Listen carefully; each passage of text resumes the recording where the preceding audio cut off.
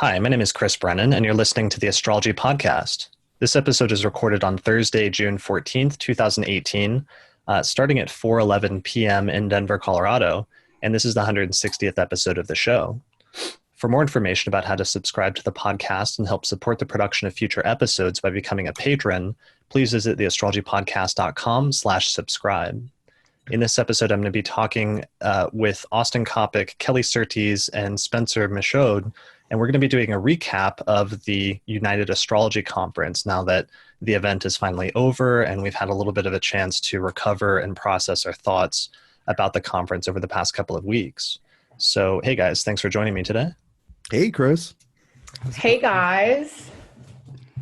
Hey, and Spencer, welcome. Your first time on the show. Thank you. Appreciate it. Long-time listener, first-time caller? Yes. Yeah. All right. So Spencer, first, since this is your first time, I wanted to introduce you. You are somebody that we all just met at the conference because this was your very first astrology conference that you ever attended, right? Yes, first ever.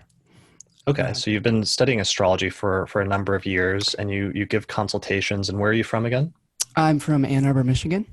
And I've been studying astrology for about 15 years or so and got really turned on to the traditional track by listening to your podcast and with Demetra George's book, Astrology and the Authentic Self.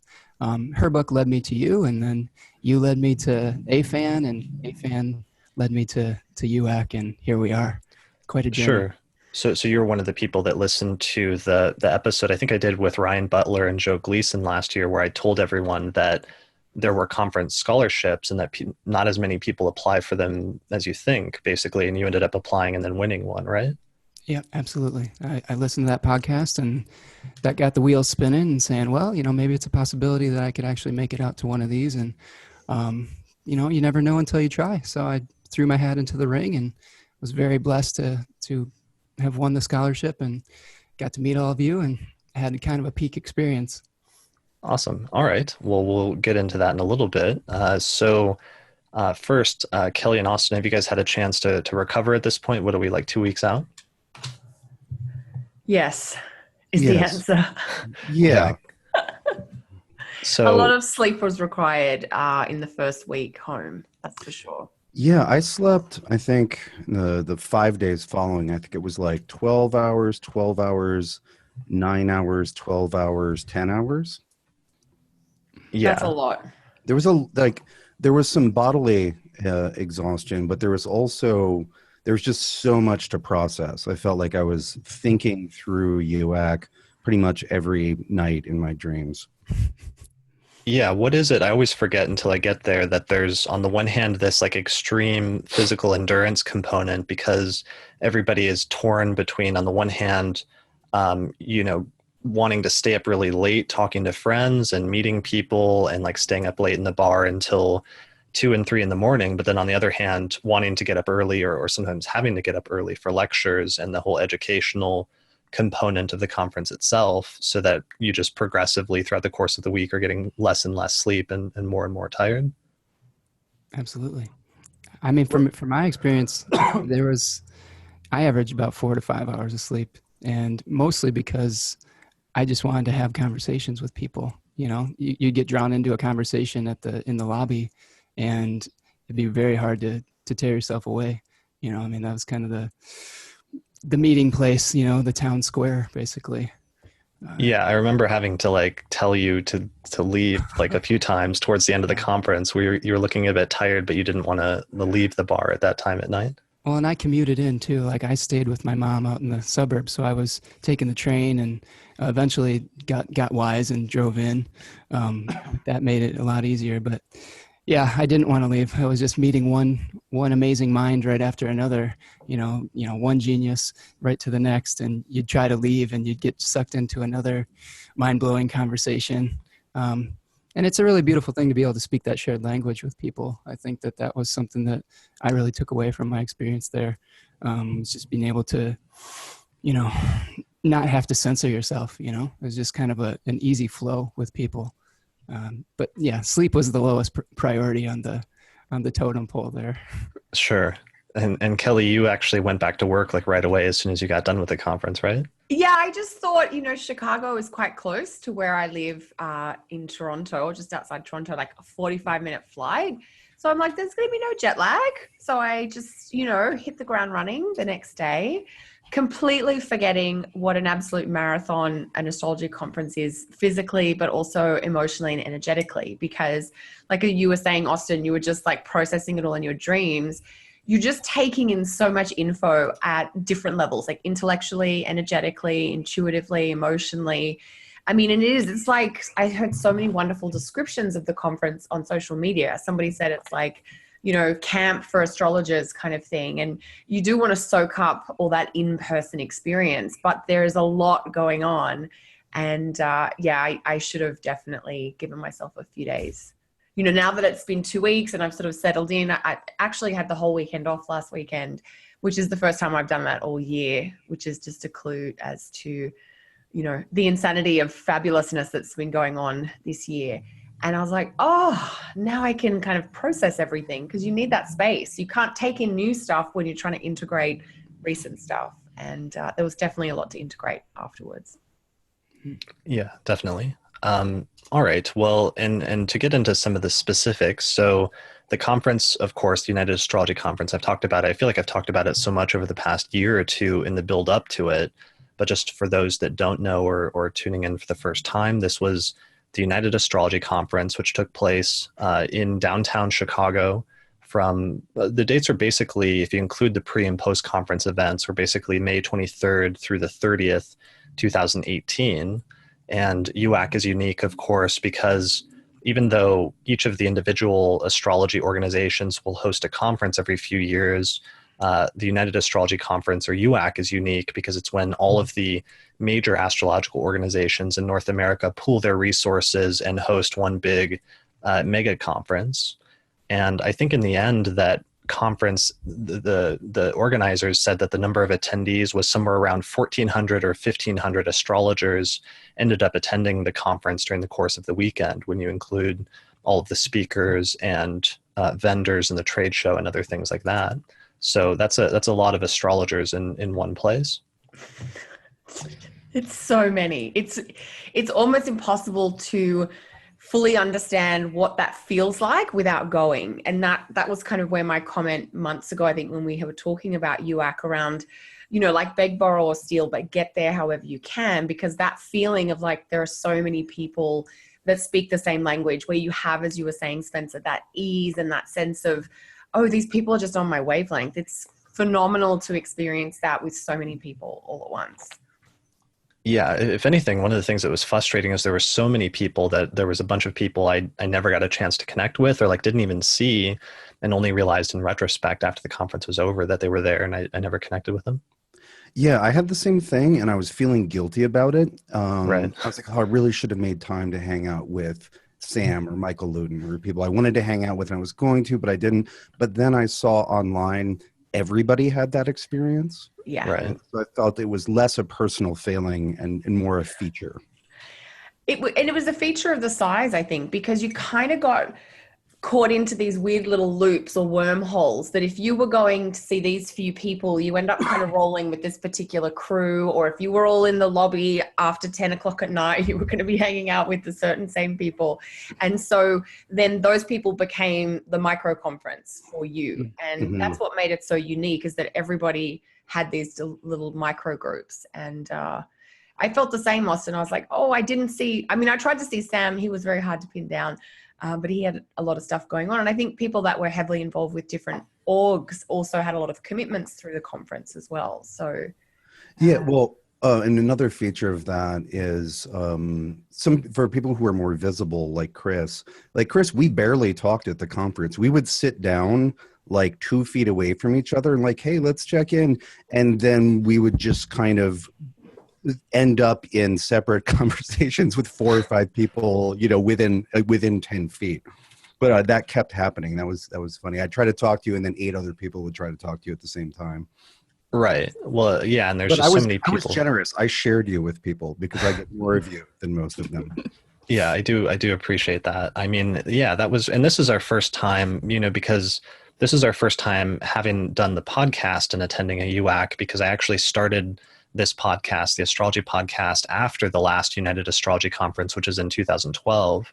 So this is our first time, I think, even, for all three of us going to a conference of that magnitude, and then having so many people that listen to the podcast on a regular basis coming up to us, having the podcast event that we hosted and everything else. So that was pretty intense. I had I had many weird and fun experiences, but there was one moment where I was waiting for an elevator with two women whose names I don't recall right now. But I don't know, I said something, I don't know, like, boy, these elevators take a long time. They're like, oh, you're Austin. They recognize me by my voice, but not my appearance. And that's certainly a feature of the podcast. Oh, you guys were the rock stars, Like I think that was one of the advantages I had that helped my experiences. The first day I came early. So before like the throngs of people could descend on their podcast heroes, like I got to, speak with Chris and Lisa and meet and start to make connections before, everyone's attention was pulled in a lot of different directions. And I think that was a really cool experience as well. Right. You did a number of pre like conference workshops so that you actually got to start meeting people pretty early before everybody showed up to the conference. Oh yeah. Like the first day, I think I got there Wednesday, and the first event that I did was the AFAN roundtable on starting your own astrology group in your local area. And then I think you were one of the first faces that I saw that came in the room, and I had my little moment. I think I couldn't contain myself. I was like, oh, I'm a little starstruck right now. So it was that, and it continued like that. You talk about trying to connect with, so many people, but when it's your first time, you're trying to make those connections with everybody for the first time, and you want to give them as much of your attention and establish, I don't know, some kind of intimacy with people. Sometimes it's hard to get to know somebody, but you want to kind of really like engage with them. And that takes a lot of energy, like when you go from one to the next at a big conference like this, because, you can only make friends with so many people at one time, I think, and really, really make a connection. Yeah. And that's such an important, I think that was something we all agreed on, getting there and then being reminded that the social component really is like probably the most important part of these conferences for a number of different reasons. And that was actually something I was a little nervous about, because I know it can be hard sometimes if you're new or if it's your first conference to make some of those connections and like establish some of those relationships if you don't already know some people that are there at the conference. So occasionally, like I'd see, like a younger astrologer sort of like walking around aimlessly and have this impulse to like grab them and start introducing them to other people, and occasionally would, but I know that that's not always possible. So that was part of the reason we did the podcast event. What was it, on Saturday night, to try to get together a group of podcast listeners and introduce them to each other. That's super important too, because I don't think everybody who goes to these things is as gregarious as I am. I mean, I'm pretty much like, I'm a Leo ascending, so I'll just go out and say, hey, here I am, let's be friends. But that's hard for a lot of people. And I think that events like that that make people feel welcome are really important. And I think that you guys did a really great job of that. I mean, I felt really welcomed, and I thought that was really gracious of everybody. The astrological community is very welcoming. At least that was my experience. But we're all going to have our own individual takes on it too, Sure. So let's see. So when did you guys get there early? I know Spencer was there early as I was. Lisa and I got there early, since Lisa was a conference organizer and has been working on this for like 4 or 5 years. So this is actually a huge sort of milestone that had been building up in her life, and that we'd been talking about for quite a while. And we came in early in order to help with some things and make sure things got off the ground okay. When did you guys get there, Kelly and Austin? I got in on Wednesday as well, actually. It's something, when you were talking, Spencer, it reminded me that if you've got the time and you can afford the extra nights in the hotel, getting in like the day before everything really gets going, just to get situated and to start making some of those connections before the crowd numbers really swell, is a really good strategy. But yeah, I came in Wednesday. I met my friend Cassandra at the airport, and we were I mean, I had this side thing going on with her where we are friends from Australia, but we haven't seen each other in 3 or 4 years. And so even though, of course, we're very excited about UAC, we were also just happy to be, seeing one of our besties in the flesh, which we haven't done for a while. And yeah, that social component I think is so critical. I caught myself saying at the conference, you can always grab a lecture recording and listen to that at home in a couple of weeks. What I can't do in a couple of weeks is have those, what Kemp By calls those kind of collisions in the hallway, where you just spark up with someone or you get into a conversation that's a bit impromptu, but really inspiring or thought-provoking. And that social component I think is great. Sorry, I'm just responding to a bunch of things here. But yeah, I got in on Wednesday and I stayed until the following Thursday. So I stayed till the very end as well. Okay, cool. When did you get in, Austin? About an hour after the opening ceremony. That's right. You guys were delayed. I forgot about that. It was like a airplane delay, or what was that? Yeah, so in Seattle, their like radio control tower or whatever like went down for a little bit, and it was back up. And so what it meant is that I think there were 22 planes ahead of us, and we had because the takeoffs were backed up. And so, yeah, we were 23rd in line. So we sat on the runway for a very long time. And that pushed our landing in Chicago deep into rush hour, which made our commute from the airport longer. And it was just long enough to miss the opening ceremony. Okay. Well, yeah, that's too bad. I mean, it was, as usual at UAC, they always do this like big video production, and it was actually pretty energetic, like opening ceremony. And that's the first time that you really realize the scope of the conference, because everybody's there in like the largest auditorium in the hotel, and you have over 1,000 astrologers in the same room. So it was really breathtaking to see that right from the start and realize how many people were there from all around the world. Yeah, and there was a tribal elder, kind of sung us in as well with a drum and a cappella song, and it was magical, surreal, Yeah, and all of the speakers were introduced briefly, and there was like lots of like audience applause for like the different people that people are there to see. And yeah, so it started off like really strong, and there was obviously a little bit of a buildup before that. Like, Kelly, did you do any of the pre-conference stuff? I didn't. No, I just came in for the fun. Okay. But the pre-conference workshops were all day Thursday, I think. So Thursday night, some people were already deep into their learning by the time we had the opening, because that was Thursday night, right?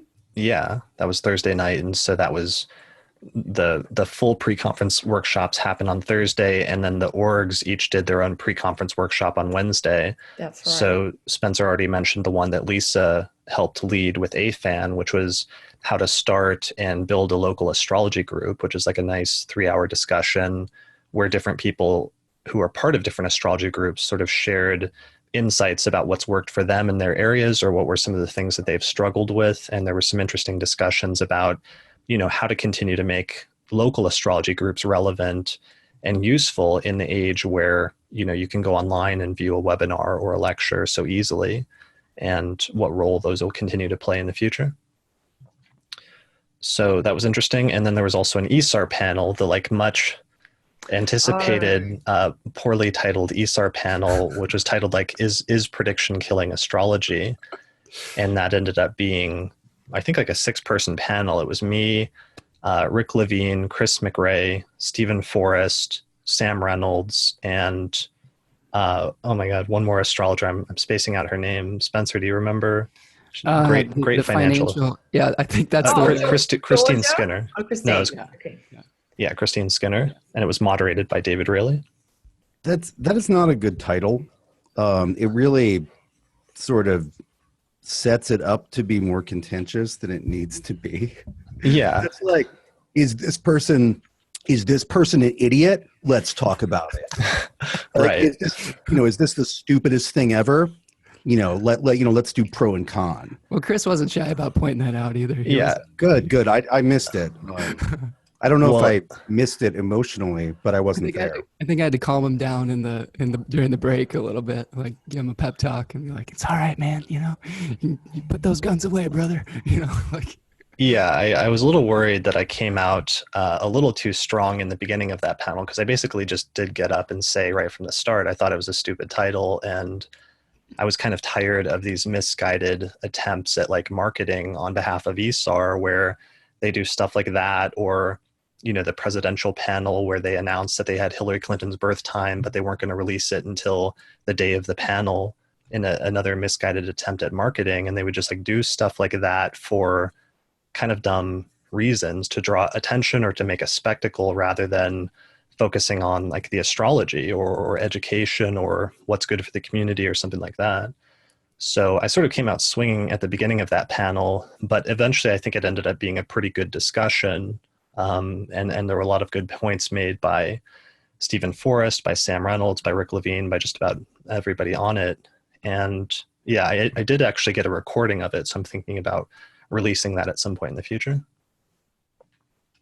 I was there. It was good. I thought there was a lot of good discussion that happened between everybody. And I thought that, for the most part, everybody was respectful. I think that at the end of the day, everybody cares about astrology and its place within society and its image to a certain degree. And I think that you guys discussed some of the challenges surrounding that, especially with the media. I think that, that was one of the main complaints, was the way that it was presented to the media. And, as astrologers, we have to be real careful about how we're going to present the ideas, because we're already kind of facing somewhat of an uphill battle of respectability.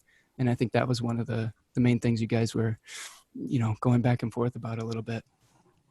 Yeah, I mean, it's an issue where all the media sometimes cares about is going to be those novel situations where you have something like astrologers predicting a presidential election or something like that. And sometimes astrologers will try to cater to that by having conferences where they make that like the focus of the conference or something like that, like the ESAR presidential panel in 2016 or the UAC presidential panel in 2012. But there were obviously, after the last election, some legitimate objections that were raised of, is this serving the community well when things like that go awry?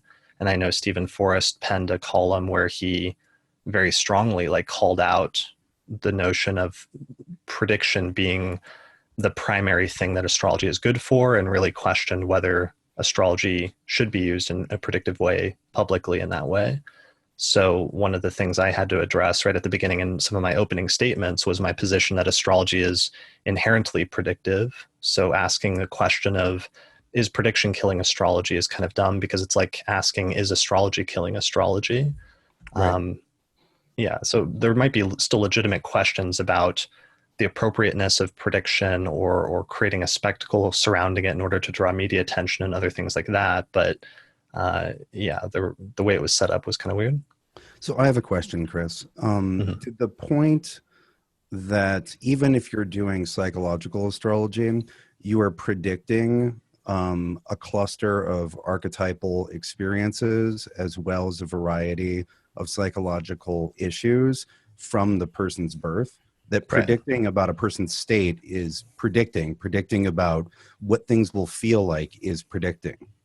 Yeah, I mean, and that's basically what I said. There's been this, because of the aversion to what they were conceptualizing, the type of prediction of concrete events, like a lot of the psychological astrologers in the Pluto and Leo generation in the 60s and 70s started trying to spin it as astrology is not about prediction, it's about character analysis, which they saw as somehow distinct from prediction. But it ended up going too far, so that they'll use euphemisms sometimes like forecasting. And even though the word forecast is just a synonym for prediction, they somehow see forecast as being like conceptually distinct from prediction. And that was part of where the discussion went, where I had to very forcefully just be like, that's still prediction. You're still making a prediction if you're trying to make a statement about a person's life based on the alignment of the planets at the moment that they were born. That should have no bearing whatsoever on who they are in the future, unless astrology has some predictive capabilities.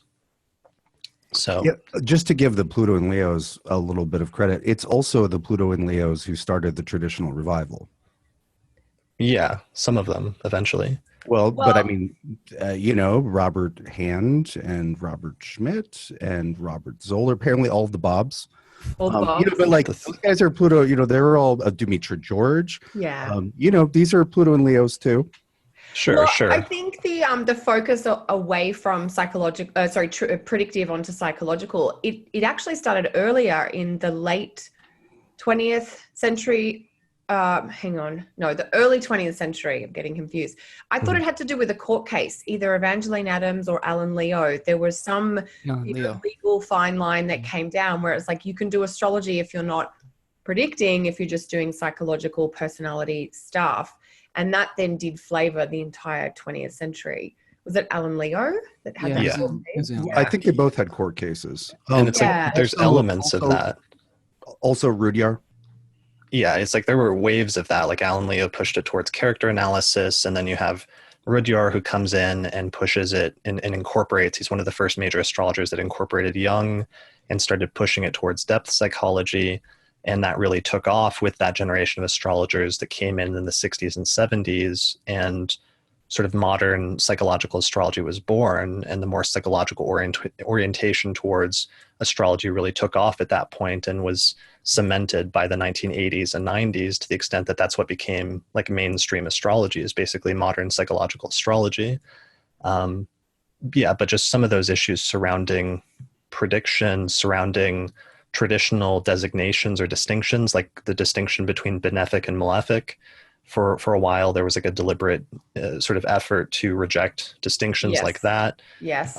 So there has been a reaction to that, which is the traditional movement over the past couple of decades. And, you know, we're starting to get to a point, I think that's one of the points that you raised, Austin, especially in the panel, where it's no longer like traditional astrology is no longer something that's on the fringes, but it's finally become mainstream in some ways. And UAC was actually a great representation of that, because not only was this the first UAC where there was an entire track dedicated to traditional astrology, because at the previous UAC, it was like traditional astrology was subsumed under the history track. So there was like history lectures and traditional ones. This was the first time there was a fully traditional track. So we're at a stage where it's become more mainstream. And not only that, but many of those lectures were actually full. Like the traditional lectures were very well attended at this conference. So it wasn't just like this throwaway thing, but it was actually a sort of popularly attended subject. Yeah, definitely. Well, you know, like I said, we're not in the process where we're trying to make what is dead live again. It's not a revival, it's revived. And now it's walking around and talking. Right. And, you know, dialoguing with other things. You know, it's in that there's actually something nice about that. There's something nice about that, and that I'm seeing traditional astrology and its practitioners as a whole becoming less defensive. Because it was a tender thing. It was, you know, it was just, you know, it was a, how should we say, a vulnerable, it was a vulnerable endeavor, because it's like, oh, this thing's not quite ready yet. We found this piece. It's really interesting. But when something is in early days, it's vulnerable and you have to defend it from the inevitable criticism. And so I think that some of that dynamic created more rancor between traditional astrologers and those of a more modern bent in past decades. But as I see traditional just being alive and being a thing and being healthy, it can suffer bumping into other things without needing to protect it. And, you know, those of us who are interested in the tradition don't need to, or traditional material, don't need to defend that choice anymore. No. And I don't know, I've seen that, I've felt that personally, and I've also seen that in other practitioners and communally. Does that make sense, Kelly? Yeah, totally. That there is less, and you probably noticed this when you teach, Austin, that 3 or 4 years ago, if you started talking about a chart in a whole sign house system, 90% of your students kind of looked at you funny. But nowadays, most people are like, yeah, I've seen my chart in this format, or I'm familiar with it. I mean, that's just one example. And I think what you're getting at, Austin, is that, yeah, the tradition is revived, and it is now outplaying amongst all the other, you know, strands or strain of astrology. And there is less defensive,ness because it's less vulnerable. I agree with you completely on that front. It just is. And there's enough people using it or, you know, suggesting it that it's holding its ground. basically. It's an equal or a, relevant competitor. Not that competition's the right word, but I think you're seeing a lot of young people, really contributing to that too. I mean, I think that one of the things you're going to see with the younger generation of astrologers is they're not going to be as attached perhaps to their old ways of doing things. And, being a little bit younger, they're going to be able to, I don't know, maybe make an adjustment. That's not true for everybody. I think this is, there's individuals that are able to make those changes, but, I'm seeing a lot of people in my generation that are really on board with, and their mind gets blown by the traditional techniques, but they're, willing to incorporate it, and kind of that fusion is starting to happen. How old are you, Spencer? I was just going to say, yeah. Well, I think we're all about the same age. I'll be 38 this year. So. Oh, okay. Yeah. Same Kelly age. and I are 39. Yeah. I was actually going to say pretty much, I was going to speak to the same point that you just brought up, Spencer.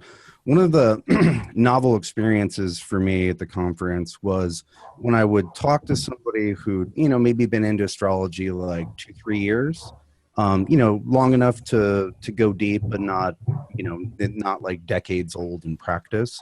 They would, and they described like what their initial influences were, or what they encountered early days. And it would be like, oh yeah, I listened to the Astrology Podcast with Chris, and so I've been exposed to all this stuff.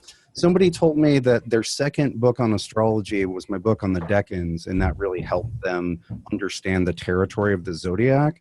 And that really made me take a step back. I was like, what would that even be like? Because my initial encounter, the decan stuff is something I came to 15 years in. And I was like, what would that even be like? Was that a good place to start or a bad place? I just didn't, it just made me think.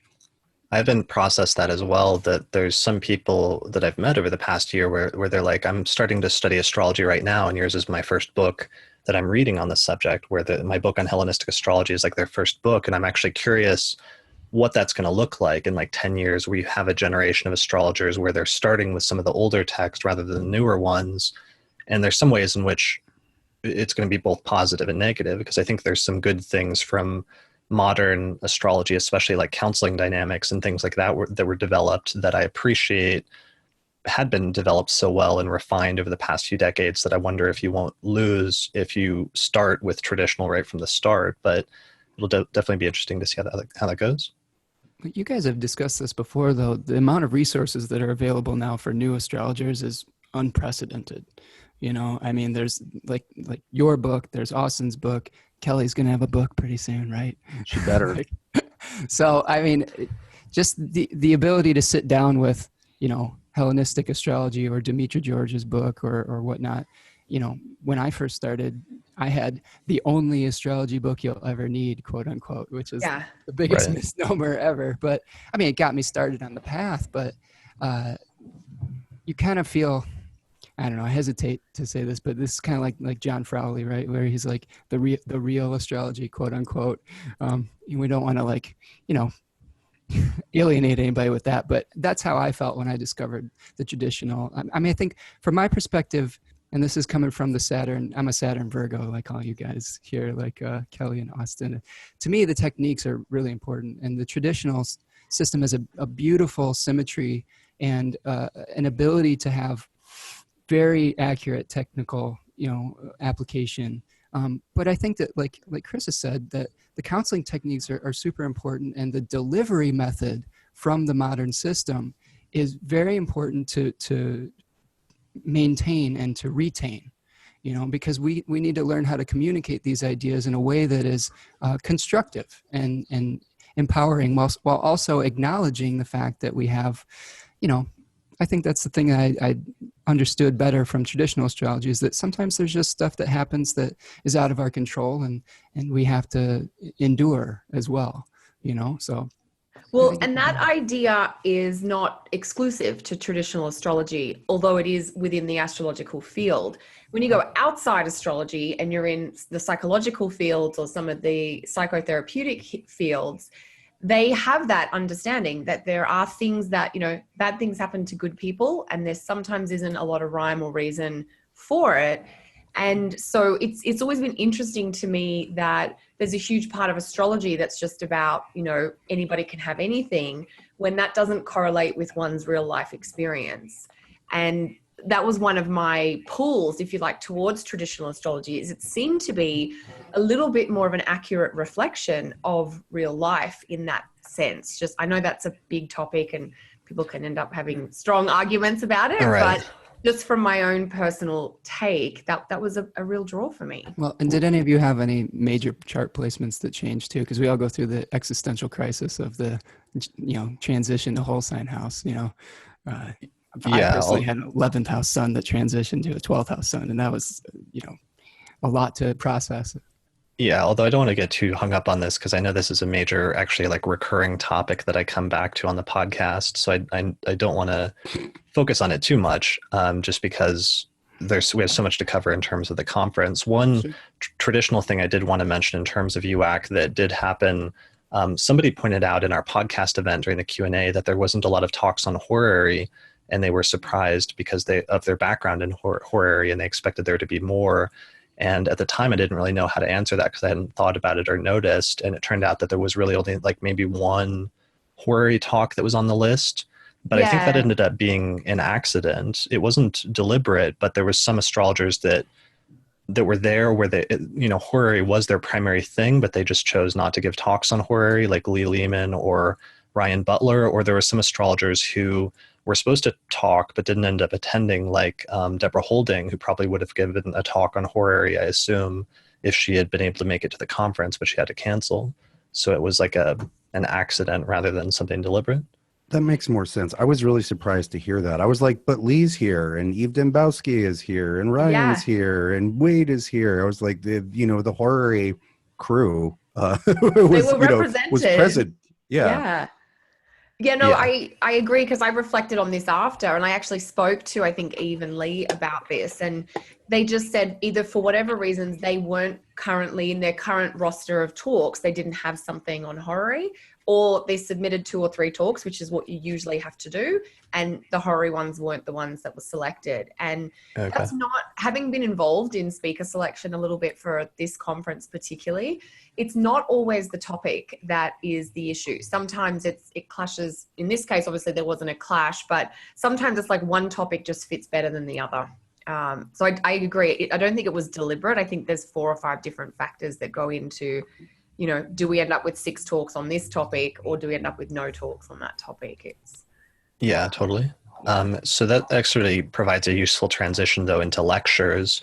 I didn't actually get to attend that many lectures because I actually spent most of the week, or a good chunk of the week, either giving my own lectures or attending Lisa's, or getting ready for the podcast event. Or I also did like a ton of interviews.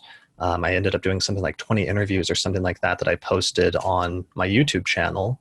And I'll put a link in the description page for this episode. But as a result of that, I didn't get to attend as many talks as I would have liked to. So I was curious if you guys attended some talks and what your favorite ones were that you remembered from the conference.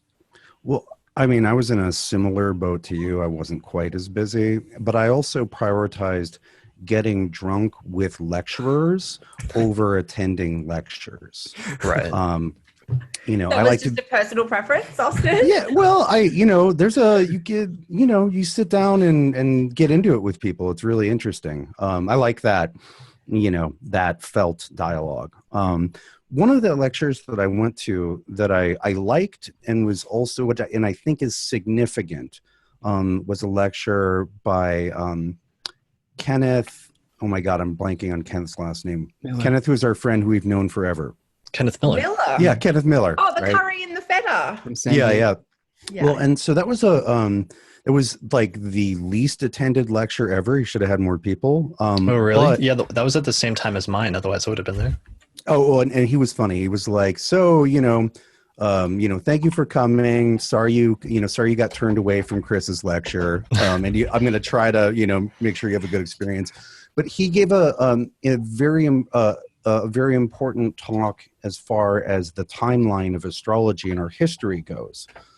He basically had a very strong case against Pingree's contention that the contents of the Yavana Jataka tell us that astrology started in the Eastern Mediterranean and went to India, where it encountered some some pre-existing elements, but the bulk of it went Eastern Mediterranean to the east, et cetera, et cetera.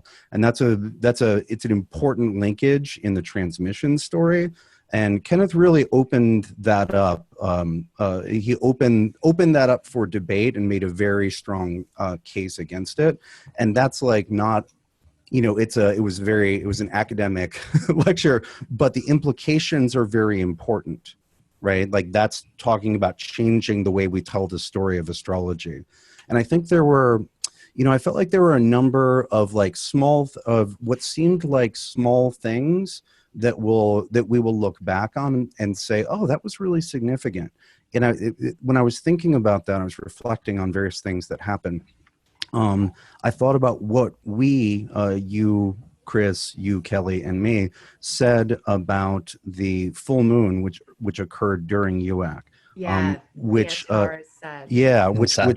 where both the sun and moon were tightly conjunct very important stars, royal stars, Antares and Aldebaran, and how that would suggest, in that star, they're fixed stars have a staying power, the planets don't, and that events that take place during that time may have more of an impact on the future than they might seem. And what a title. That's the way to title a lecture. What was it? Why is there there's curry in my feta, or feta in my curry, or something? It was titled, There's Curry in My Feta, The Development of Horoscopic Astrology in India and Egypt. Yeah. And that's classic Kenneth, actually. He's often a very entertaining presenter who's incredibly, he equals, when I think of like some of the smartest people I know in astrology today, I think of Chris and I think of Kenneth is usually, I'm like, thanks, Kelly.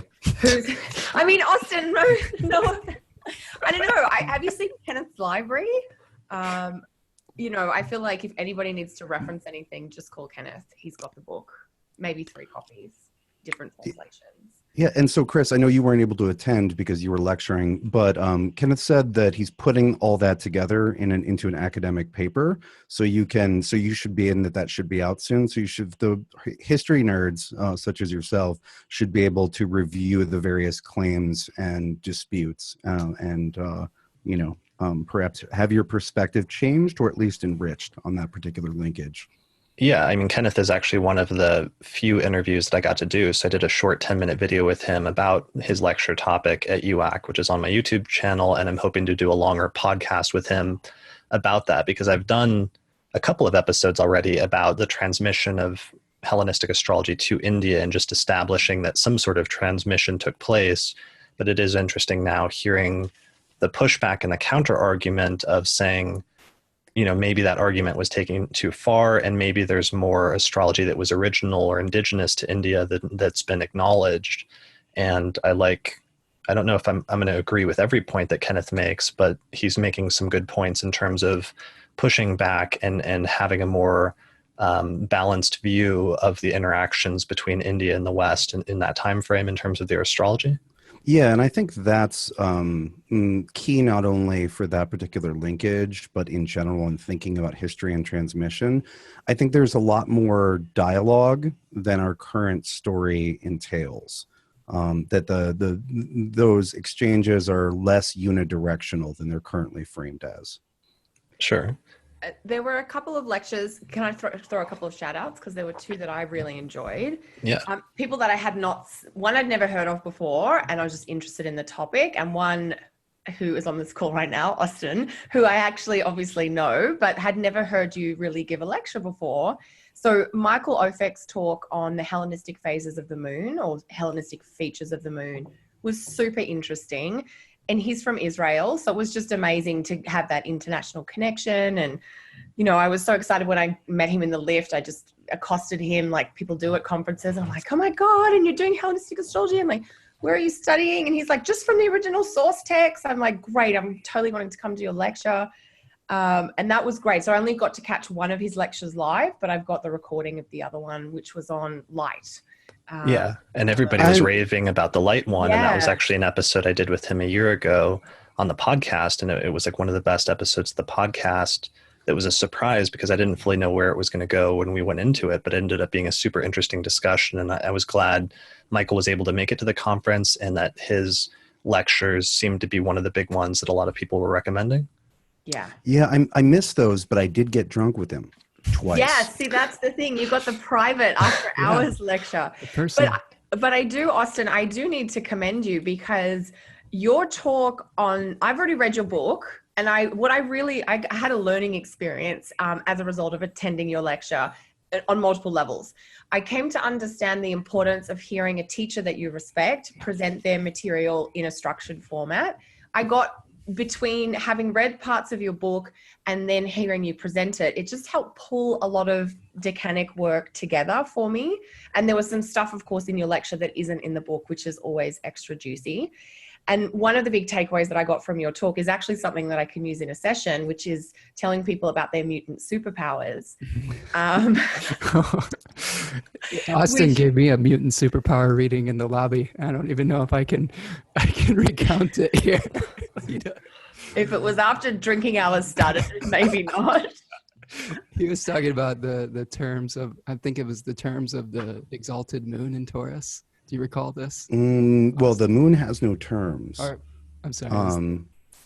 You mean just terms, not in a technical sense? I don't remember. But yeah, what Kelly's referencing is, one of the ways that you can use decanic dignity is that if a planet is in a decan that it owns, it doesn't seem to have a global effect like a planet being in a sign that it owns. But it does bestow great dignity in a very specific regard where it's really good at just that one thing. And that's a type of dignity, but it's a specific rather than a global dignity, if that makes sense. And so I refer to that as like, some planets have mutant superpowers. They may not be generally fortuitous for the planet's, significations, but they've got this one thing. One of my favorite examples is Venus in the third decan of Aries, which it rules. Venus in Aries is, it's its detriment, et cetera, et cetera. And so you can see this in the charts of Jack Nicholson and Marilyn Monroe, where their love lives are not stable at all, right? Whereas if you have, when Venus archetypally, when it has a lot of dignity, there's a smoothing out of relationships. And, I think Jack Nicholson's been married like 6 times and Marilyn Monroe's legend, but they're both. Could throw Elizabeth Taylor into that example, who has in Aries. Okay. And so, but with those people, with the Jack Nicholson and Monroe, they're incredibly charismatic, and that's what like Venus in the third decan of Aries does. It gives the person crazy performative charisma. It just doesn't do any of the other Venus things necessarily. And so that's what I mean by like the mutant superpower dignity. Which I thought was a really cool thing, because when you're doing client work, to be able to say something fairly specific is fantastic. So I really liked that. There are a number of things from your lecture that I liked, but it was fantastic. So I basically, if you've liked Austin's book, get the lecture, because you'll just get even more. Yeah, and I was really jealous that you got to do that lecture, Austin, because it was like a lecture that you've done enough times that you like had it down to a T. You like perfected that lecture, and you went into the conference feeling pretty relaxed because you just had to do that like one lecture that you already knew, from the back of your hand or what have you. Yeah, I can talk about decans. And yeah, I was much more nervous about our live event than I was about my lecture. I was very chill. There's always like, nerves and adrenaline, in the 5 minutes before you're going to start talking. But I was much more nervous about our podcast event. Yeah, and once we finished that and that was over, I was able to relax a lot more than I was in like the first half of the conference, because everything built up to that. And there was all these different, things we had to pass along the way in terms of lectures that I had to get out of the way. And then finally that event, just because we didn't plan it out as much as we could have, we just wanted to let the discussion flow, and we didn't know how many people were going to attend. It actually turned out, I've only found out after the fact. So I actually paid a lot of money to put like a little postcard sized version of like the Planet Watcher calendar as inserts in everybody's bag that had an invitation and an ad for the podcast and an invitation for everybody to attend the live event. I found out that only like a few hundred of those got in bags, and some sort of snafu happened, and a bunch of them didn't end up getting into bags because they sent them back to me, and there's like way more than there should be that were left over, which means that only 300 or 400 got used. So we had a really good attendance at the podcast event that night. There was like 150 or 200 people, but we were expecting a lot more. And I think part of the reason that they didn't, because the invitation didn't make it out. So that kind of sucks, but it was also still a really well-attended event that went off. It was a great crowd. Yeah. Some of you are probably listening. Thank you so much. It was awesome. I feel like everybody made a ton of space for us to do our thing. And it was great. It was really heartwarming, actually. It was a little overwhelming in a good way, but it was I know I'm the same, Austin. I was way more, I still had a talk to give. My final talk wasn't until Sunday morning, and I was so relaxed about that. But the live event was but it was amazing. People clapped. I was like, wow. Right. This is a very warm audience. It was great. It was also nice to make jokes, and then if they were funny, to hear people laugh. That's rather true. than like, sometimes I can get a laugh out of Kelly fairly regularly. It's less with you, Chris. Yeah. But like, the jokes are primarily for the people who are listening, the two of you being only two people who are listening to me talk. And so it was like, oh yeah, this is the other side of the dialogue that I imagine that I'm having. And it's actually happening. It is a dialogue. And that was actually the positive side of that, is I had been so nervous in the lead up to it that because I was sending out so many invitations that it was just going to be a packed room and we're going to have to turn people away. And there'd be a lot of people there that weren't even listeners, but were just exposed to for the first time. But what ended up happening is we had a core group of like 150 to 200 people that were actually like regular listeners of the podcast. And I think that made a huge difference in a positive way, and feeling just having a very coherent event where there's a lot of good feelings, and it was definitely like a new milestone in terms of what we've been doing over the past few years. And then speaking of like conferences planting seeds. Yeah, so we were so excited after that event, and it went so well that we actually started discussions right after about maybe doing our own little mini podcast event to actually meet up with people and do a sort of an intensive or a retreat, or there's different terms for it. I think it's tricky depending on what sort of term you would use, but we're kicking around the idea of having people fly out to Denver for some sort of mini conference. And if there are podcast listeners that would be interested in attending some of that and would be willing to attend something like that, let us know and give us some feedback, because we're seriously considering doing something within the next year or so. So it would be good to hear if that would be something people would be interested in actually attending. Also, and structural feedback as well, because we were talking and thinking about, if we did something like that, what would it look like? And so I'm going to throw an idea I had out there so that people can respond. I was thinking like maybe the three of us would do a session where we were all talking together, and then one of us would present, and another would present, and then the third would present, and then we'd bring it back in and have sort of a discussion about all the discussions together again at the end of the day. And those would be separate or in separate rooms, right? No, I was thinking, that was my initial thought, but I think it would actually be better for us to listen to each other and have feedback and get sparked and be able to talk about that at what everybody presented at the end of the day. Right. And it would also only require one room rather than renting out a complex. Yeah, and I think that would work the best, because that's what Dimitri and Ben Dykes and I did that at the first AFA traditional conference in 2011, and we were able to create our own sort of entire conference with just the three of us, and that worked out really well with a single 100-person audience. And so I sort of had something like that in mind as well for this. That way people don't have to have that issue like you run into at UAC, where there's like 13, 15 tracks going at the same time, and you have a legitimate like crisis about choosing between like 5 different lectures that you want to see at once and having to choose one of them. We'll take that problem away from you. Sure. So yeah, people give us feedback what you think about that, and we might have an announcement here before too long. In terms of other lectures, because I was trying to transition into that, obviously we can't cover all of the amazing lectures that we saw. I did want to mention Lisa Scheim gave an amazing lecture on electional astrology, which is like the basics of choosing electional charts, which is what she does for us each month on the forecast episodes. So I definitely recommend checking that out. For all of the lectures, they just announced the other day that they're all available now for sale on the UAC website. So I think each lecture recording costs like $15 or something like that, depending on which one you want. But you can find out more information about that on the website, which is, what is it, UnitedAstrologyConference.com? UACastrology.com. Okay, yeah, UACastrology.com. Yeah. Any other lectures, like really quickly, that you guys would recommend as like your favorite lectures from the conference?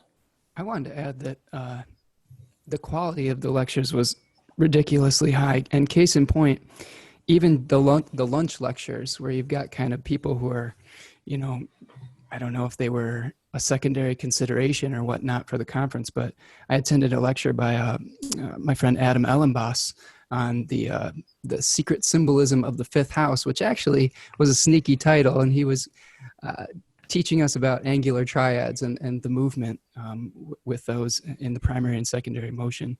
So, even a lunch lecture where you've got, maybe a newer astrologer or somebody that I don't know if they got like the score or whatnot, were of ridiculously high quality, and I think that's probably unique to UAC as well. Yeah, the lunchtime, I heard a lot of really great things about the lunchtime lectures, because with that, it's more just overflow, that there were so many astrologers from around the world applying to speak, and there were limited slots that they couldn't get everybody in on the main tracks, but then they were able to open up some additional slots during lunchtime. And I heard a lot of those lectures were not only really good, but they were really well attended as well, which is great to hear. Yeah. I heard a lecture by Bernadette Brady, which was fantastic, on fixed stars. Okay. So I thought that was a really good, she made one really interesting point about how the difference, between planets and fixed stars is that with fixed stars, you can't really remediate them. The power is sort of a little bit more absolute. And some of that material I'd heard from her before, but there was some new points. So that was another good one.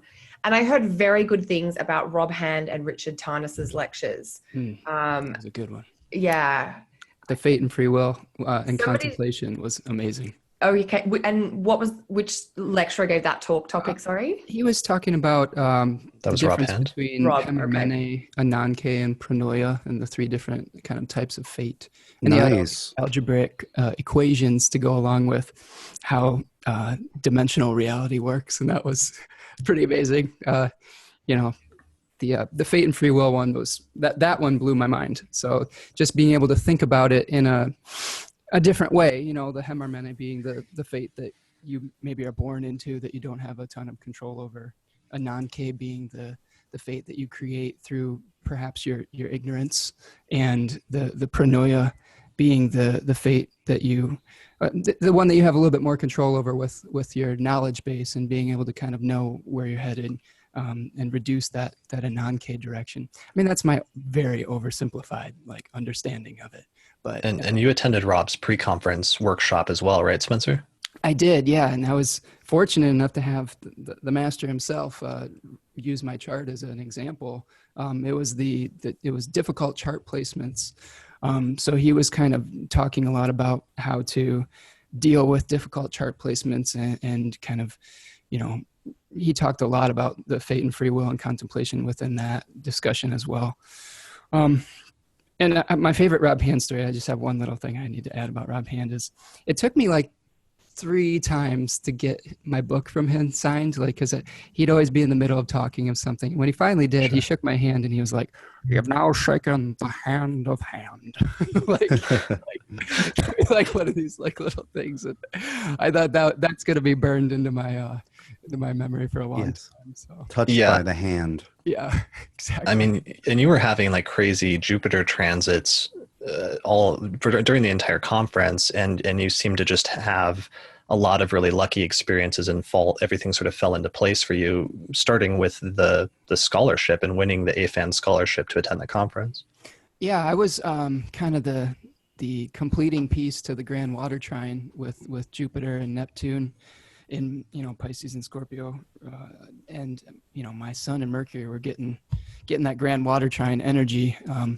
Because your sun's at your sun is the ruler of your ascendant, and it's at 15 Cancer, and Jupiter was trining that from 15-ish Scorpio, and Neptune was over around 15, 16 Pisces. Yeah, I mean, I felt like I used the word the belle of the ball because it just was in the right place at the right time. And it was a very special experience for me. We talked about this in your workshop a little bit too. My Time Lord of the Year is Mercury, and that was getting a nice trine from all of those as well during the conference. And, you know, one experience after another, getting to have my chart read by Rob Hand. You know, I wanted to give Austin a shout out too, because he signed the first copy of his book. Oh yeah, you actually got the very first signed copy. No, copy. That was that was a great moment. That was I hadn't seen it yet. Yeah. I got to the conference, and Kate and I took showers and took a deep breath and got ready. And my first encounter with the conference was the ice cream social, which took place after the opening ceremony. Fortunately, it was also a bourbon social. And so I got down there and I was like, oh boy, and just, everybody is here. And within, I think, the first 10 minutes, Spencer came up, introduced himself, and said, hey, would you sign this book? And it was the first copy of The Celestial Art, which I'd actually ever seen in person. It was the first one that I ever touched. And so that was really exciting, just, as an intro to, like, happening in that first 15 minutes, to be able to see it and to sign it. And, it was one of the several magical moments that occurred at UAC for me. Right, because your book actually came out at UAC, so that there was a bookstore in the trade show, and it was like the biggest astrology bookstore that anybody's ever seen, with some crazy, like 2,000 titles or something crazy like that. And your book, Austin, your publisher shipped a bunch of copies, and it literally just came off the press right before the conference. And it had, I think, what they sent, like 80 copies there, and most of them were sold out by the end. Yeah, I think maybe there were like 10-ish left over, but it did really well. And that project went through some delays and this and that. And I won't claim that those delays were intentional because I'm super psychic, but I will say that it was the perfect place for it to be born, to make its first appearance. In addition to it being UAC, there was also, as I've talked about, there was I encountered a sea change in astrologers' attitude towards astrological magic. People were just super into it, super curious, in a way that I'd never seen before. And so it was great that the book landed in that moment, in that place. Right. And it's a compilation of essays on astrological magic. And that's actually, we're going to do an interview about it on the next episode. So we'll talk more about that. Yeah, but that was amazing seeing your book come out and being in the bookstore. I sent like 100 copies of my book to the conference, which was very ambitious, but I think I sold 60 or 70, which I was pretty happy with. Demetra George announced her new book. So it's going to be a 2-volume series on Hellenistic astrology. And they just announced a few days ago that the first volume is available for pre-order now, and they'll be releasing it sometime in the next few months. So that's really exciting. The bookstore itself was just amazing, and there was just so many titles there. I think that was one of the highlights of the conference for many people. I have one thing to add about Demetra's book, and I pre-ordered it this week. As did I. If you pre-order it, you might get a little, your heart might jump a little bit when you see the actual price of it come across the screen, but that's in New Zealand dollars. So you'll realize that later that your card has not been charged $92 for her book. I think it was something more along like 50 or 60. So I think it's like $49.99 or something. American. Yeah, it's which actually is $70 or $80 in Australian and Canadian dollars. So yeah. It's a big investment, but it's totally worth it. Yeah, it's going to be worth it. I've seen parts of the book, and it's amazing. It's going to be an amazing complement to my book. And she's going to go into a lot of the areas that I could only briefly touch on with so much more depth that I'm really, really excited about it. So it's actually being published by Aaron Cheek of Rubedo Press, who Aaron was actually the editor of my book. So I'm actually super excited that he's taken over that project, and I think he's going to do a great job. So we'll do a follow-up on that at some point. Okay, so bring things back. Where are we on our conference? I don't think we're going to get through like talking about highlighting other lectures. I did want to say there was one of the only major drawbacks of the conference that people noted was that there was some issue with the room sizes, where a lot of the lectures were like overflowing to the point where they actually had to turn people away and people couldn't get into the rooms because there were either too many people in the rooms or some of the rooms were too small. And that did create some major issues because it wasn't just like once or twice, but it was like there was a lot of lectures that were like that, it seemed like. Yeah, there were a lot. I know, Chris, you and I both spoke in time slots immediately after each other on the Friday morning. You were at the 9 a.m. and I was the 11:30 or whenever it was. Right. And there were a lot of people. I know in my time slot at 11 a.m., we had to turn about 20 people away from my lecture. And there were people that I found out after that actually got turned away from 6 different lectures in that time slot, which just means there was obviously a bit of a planning problem around size and room size and attendees, I guess. Right. And I honestly have no idea what happened with that. I've heard a lot of speculations, like, you know, maybe that there was some people who were more of a draw, especially some younger astrologers like us that may have been more of a draw that they didn't anticipate, and other people that were more established that didn't draw as many people. And so they were put in the wrong rooms, or this was the first time they had like a scheduling app where people could go on the website and like RSVP to which lectures they plan to attend. And the conference organizers, though, had to establish the rooms like 2 years before the event. And as a result of that, weren't able to incorporate that data that was up to date, showing, you know, that some lectures were going to be really well attended and that some of those people might need bigger rooms, that they didn't or weren't able to make some of those last minute changes. And so that might be something to take into account or to try to utilize with new technology in the future. I kind of took this as one of the things I was always worried about with UAC for a few years now was the electional chart they picked for it had this really prominent applying Venus-Saturn opposition. And in the original electional chart, I was actually more worried about that because the electional chart was supposed to have Libra rising, so that Venus was going to be the ruler of the ascendant and then was going to be applying to that opposition with Saturn. And that didn't end up being the case because the time was changed somewhere very late in the process to be like Sagittarius rising or something like that. But the Venus-Saturn opposition was still there. And ultimately, I ended up feeling like that lecture room situation might have been part of, not a side effect, but sort of connected with that Venus-Saturn opposition.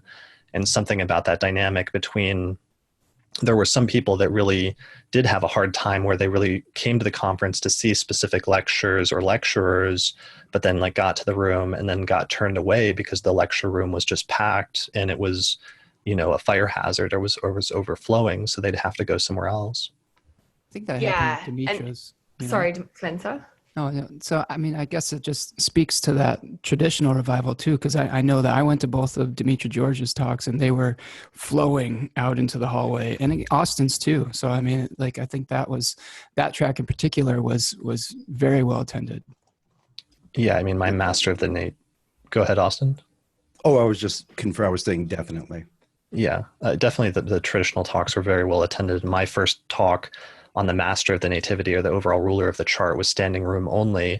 But even some of the modern talks, like I went to Richard Tarnas's first talk, and that was like in what I thought was a surprisingly small room, and it was just standing room only. And I ended up actually sitting on the floor up front with like a group of people. So even some people that I would otherwise expect to be in pretty big rooms weren't necessarily, and I still don't fully understand what happened with that. So I want to just speak to that Venus-Saturn opposition because I was also nervous about that. And I was like, oh, God, it's going to be emotionally cramped. And it's just going to feel like work the whole time. I'm going to hate it. I'm going to have to behave. And that was, I think I literally just inhaled a bug. Oh, no.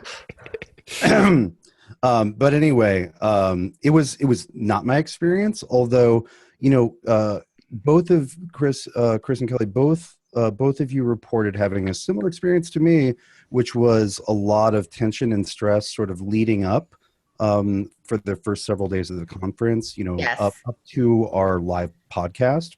Right. And then a release from that.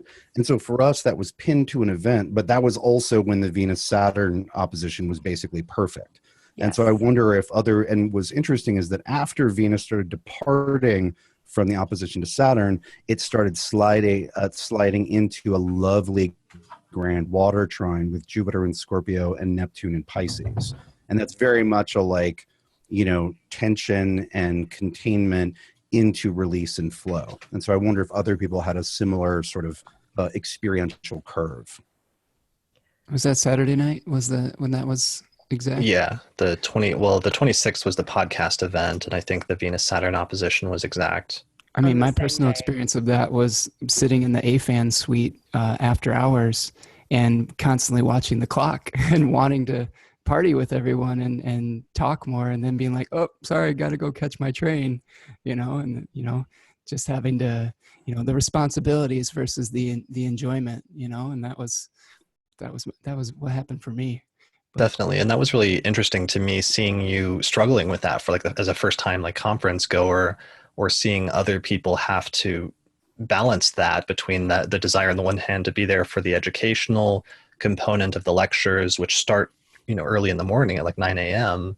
versus wanting to stay up each night and socialize, versus wanting to get some sleep that night so you don't feel like a wreck the next day. And there were some people who did that really well. I was really impressed by, it was really cool meeting Gaia Elkan, and she was really good, or was really dedicated. She was like, I'm here, primarily to learn. And so she was really good about not staying up too late and getting up each morning, going to those 4 lectures a day right in a row. Plus, I think she did some lunch lectures and some pre and post conference workshops and stuff like that.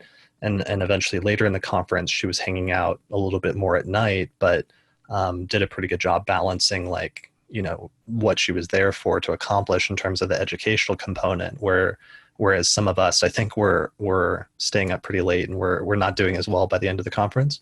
Well, certainly after the Venus-Saturn. Sorry, Austin. Oh, it's okay. Yeah, I think Kate and I shut it down at least 4 nights. I was good the nights before I had to perform. I didn't shut it down on my the night before my lecture, but I think we were the last 2 standing at least 3 or 4 nights. I think Monday night got a little cray. That was the night before the full moon in the morning the next day.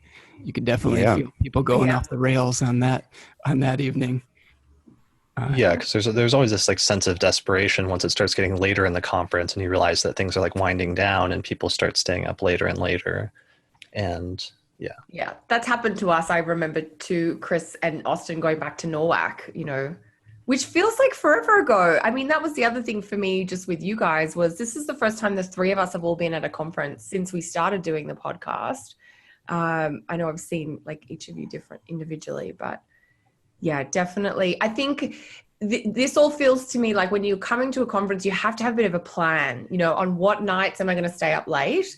On what nights am I going to kind of crash early? So you kind of have to know going in, because once you get there, it is a vortex and you can easily get pulled into, other scenarios or other situations, unless you've got a little bit of maybe your own inner Saturn saying, look, no, I really want to do this thing now. Come with me or I'll meet you after. But it's Right. how you manage yourself while you're there it's a bit of a skill, I think. I think, Chris, even you mentioned that after a few nights of only getting 4 or 5 hours of sleep, that if you actually get 8 hours of sleep, you feel even worse.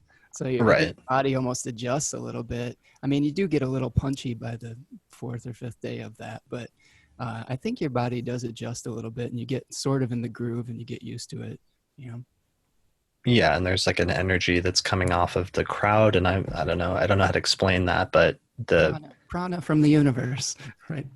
Yeah, it's I don't know if it's the intellectual engagement. I don't know if it's something, I don't know what it is, but there's definitely something there that kind of pushes you through and animates you more than you would be otherwise. But at the same time, it's also funny because everybody's so sleep deprived, nobody's exactly functioning in the way that they might normally, which is an interesting sort of side effect that I always forget about until you're there in the middle of it. So anyways, other things, lecture things. Kelly, you gave 2 lectures, right? I did. I gave a talk on Friday morning called Special Signatures in the Natal Chart, which was a look at a combination of traditional ideas to do with strength and placement and phase and things to do with planets. So basically people got a takeaway, a bit of a checklist about how to organize what is really significant in a chart. And I loved that I used cake as a metaphor in mine, which Austin, you also did too. Our layer cakes looked a little different, but we both used the same idea. I believe mine was the layer cake of capitalist exploitation. And mine was just literally a rainbow colored cake that was layered. So that was fun. But yeah, that actually, I got some really good feedback about that talk on Friday morning, which was quite flattering, really. And these were the largest size lectures that I've given. I've done talks to larger groups before, but, conference lectures, it was certainly larger than I expected to be speaking to. Although I knew, because the app told me I had, enough handouts for everyone on the Friday. So that was really fun. There is a lot of energy and that's just so enlivening. And then Sunday morning, I did a talk on aspects and activation. So really just a deep dive with some traditional ideas about where the theory of aspects comes from and how that can really change the way we work with aspects in the chart. So very kind of just practical, hands-on stuff. But it was great. And look, I had a lecture on Friday, a podcast event Saturday night, and then my last lecture on Sunday. Wow. And then I was done. And then I did feel that Venus Saturn, it kept me together, and I got my sleep and did my work, and then major social mode, which was great. Yeah. And then you got to relax by the end, by the last few days. Yes. Very relaxed on the last few nights. Unfortunately, I kept Caitlin and Austin company too late in the bar. You're welcome. Sure. And Chris, because you did 2 talks, you mentioned your Master of Nativity, but you did a second one as well. Yeah, so I did the pre-conference stuff with Isar, and then I did my first talk on Friday, which was on the Master of the Nativity, or the overall ruler of the chart, which is something I first researched because somebody paid me. Dr. H of Regulus Astrology actually paid me to do this research project back in 2011, where I reviewed like every Hellenistic and every ancient text for the first 1,000 years of astrology to find any references to this mysterious concept about the overall ruler of the chart that I could find. And I did this whole write-up back then in 2011, but I never got it together to publish it. And it ended up being too much to put in my book. So I just saved it. And this was the first time that I was kind of like unveiling some of that research. And it was good finally giving that talk. And I'm looking forward to getting that material out there more in the future. So there was that talk, and then I gave another talk towards the end of the conference on the issue of the origins of the house division debate in ancient astrology, and how and why there came to be all these different forms of house division, and what we know about the early history of house division at this point. And I was actually reminded at some point during the conference why 2 years ago I even submitted that talk, because one of the things that's happening is because some of these debates, I never anticipated this, but it's been kind of surprising that due to the revival and the sudden popularity of whole sign houses over the past few years, where it's becoming so popular, that there's some pushback on that within the traditional community from those who prefer quadrant houses. And one of the things that's happening is there's this it's kind of like a rumor that's going around that somehow whole sign houses was only invented in the past 20 years. And it didn't exist as like a major form of house division in ancient astrology. So that was one of the reasons I decided to give that lecture, to outline the evidence for all of the different forms of house division in ancient astrology and what we actually know today. That way the discussion can kind of proceed from there. So that was my Sunday talk. And then I did a post-conference workshop a few days later on annual perfections. And that's right. You weren't done yet after then. Yeah, I didn't finish until Wednesday. And then that was like a full day post-conference workshop. And then finally I left the next day and flew to Toronto for a 3-day workshop, which was kind of a lot. And I was just beat by then. I think you came and saw me at the end of that weekend, Kelly, on Sunday. And I was just dead at that point.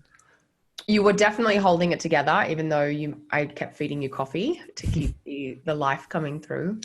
Yeah, that's a long trip, a lot of output. Yeah, it was huge. and hugely draining, but it was definitely worth it. And it was nice visiting Toronto after that, and visiting Canada for the first time on business, and giving a talk for that very lovely local astrology group, which is Astrology Toronto.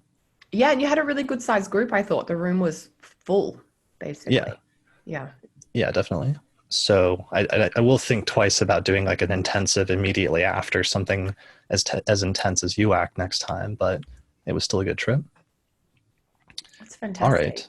All right. Other miscellaneous things that we need to touch on about the conference. So let's see, I'm just looking through. There was also the other thing that happened is the Regulus Awards occurred on Sunday night, which was the night of the banquet. So with these conferences, or at least with this conference, there was like one big banquet night where everybody was in the same huge room for dinner. And then at the end of that, each of the astrological organizations that sponsored the conference gave out one sort of community service award. And actually our very own Lisa Scheim won the AFAN Service Award, or she was presented with the AFAN Service Award for her role as the presiding officer of AFAN over the past few years. And there was a few other people that won service awards. And then after that, there were sort of combined community-wide, what's called the Regulus Awards, which were for different categories like community service, discovery and innovation, education, professional image, and so on and so forth. So that was a big night as well. Yeah, it's like, I don't know, astrologers prom, but also astrology Oscars as well, all kind of rolled into one. I thought it was a beautiful moment, though, when the Lifetime Achievement Award winner, Michael Earlywin, right, slept through his Lifetime Achievement Award.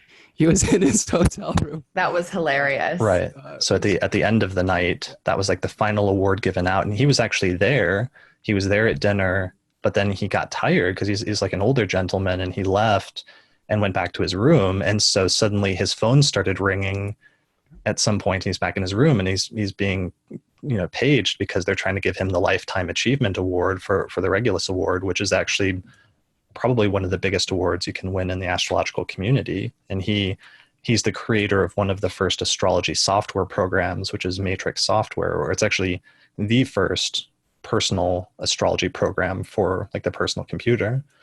So in his defense too, though, he had set up a booth in the trade floor and was basically giving readings away all day. So he was just working, so I think he earned that nap.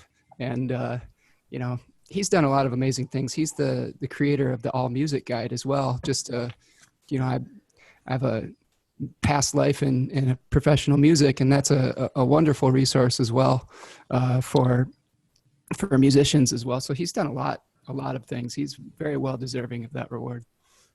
Yeah. So I think he said later that he ended up being presented the award. He's the first winner to receive the award in his pajamas, because it was like Michael Luton and Ray Merriman came up later that night to give him the award in his hotel room. And then luckily at the closing ceremony, he was able to make a few statements, just thanking people and for the award. So Michael Earlywine won the Lifetime Achievement Award. The other winners were Richard Smoot won the Community Service Award. David Cochran won the Regulus Award for Discovery, Innovation, and Research. Stephen Forrest won the Award for Education. Tim Tarakar won the Professional Image Award, which is awesome. I just interviewed him a few episodes ago, and that's one of the reasons, just because he's done such an amazing contribution to the community through his publication, The Mountain Astrologer magazine. And then the final one was Deborah Holding won the Theory and Understanding Award. And that was the category where it was like a packed category with a bunch of traditional astrologers, which was me and Benjamin Dykes and James Holden and Adam Gainsberg. And nobody quite knew, because we were all competing for that award, who was going to win. But that was actually made a lot of sense. And it was great that she ended up winning. Yeah, it's kind of exciting to see who gets nominated, which is a huge honor anyway, in the same way that, being nominated for an Oscar is a big thing. So it was congratulations, Chris, to you and to Ben, and to Adam. Has Adam been on the show with you, Chris? Have you done an episode with Adam Gainsberg? Not yet, but we talked at the conference about doing one about his work on observational astrology and reintegrating some of that sort of ancient skywatching component back into modern practice. Yeah, super interesting. Yeah, so it was weird. I was really nervous leading up to that because I didn't know how it was going to go, because I thought that everybody in that category had done some major work and major achievements in the field. And so we were all going to be splitting the vote in different ways, especially the traditional astrologers. But it was just, on the one hand, while there was some, certain amount of disappointment, it was also like a huge amount of relief on my part when they didn't call my name, because I was going to feel bad if I got up there and won as the youngest person on that panel, because I almost felt like people like Holden or Deborah Holding or Benjamin Dykes have done so much more work than I have at this stage in my career and have accomplished so much, that I was going to basically just spend most of the time accepting the award, talking about their accomplishments if I had won anyways. So there was this like sense of relief once that didn't necessarily happen. That makes sense. Yeah, I mean, I would have been happy with any of those people winning. It was really, like you said, it was a stacked category. Yeah, but just, Holden's been translating text since the 1950s, and he published the best book on the history of astrology, history of horoscopic astrology, as well as all those translations.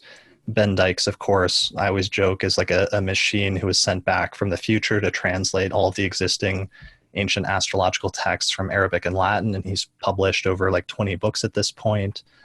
Deborah Holding's SkyScript site is like a huge resource for everybody, and she's done an immeasurable amount of like good work in the field in terms of promoting traditional astrology and astrology in general, in addition to her book on the houses, which is in just about every astrologer's library.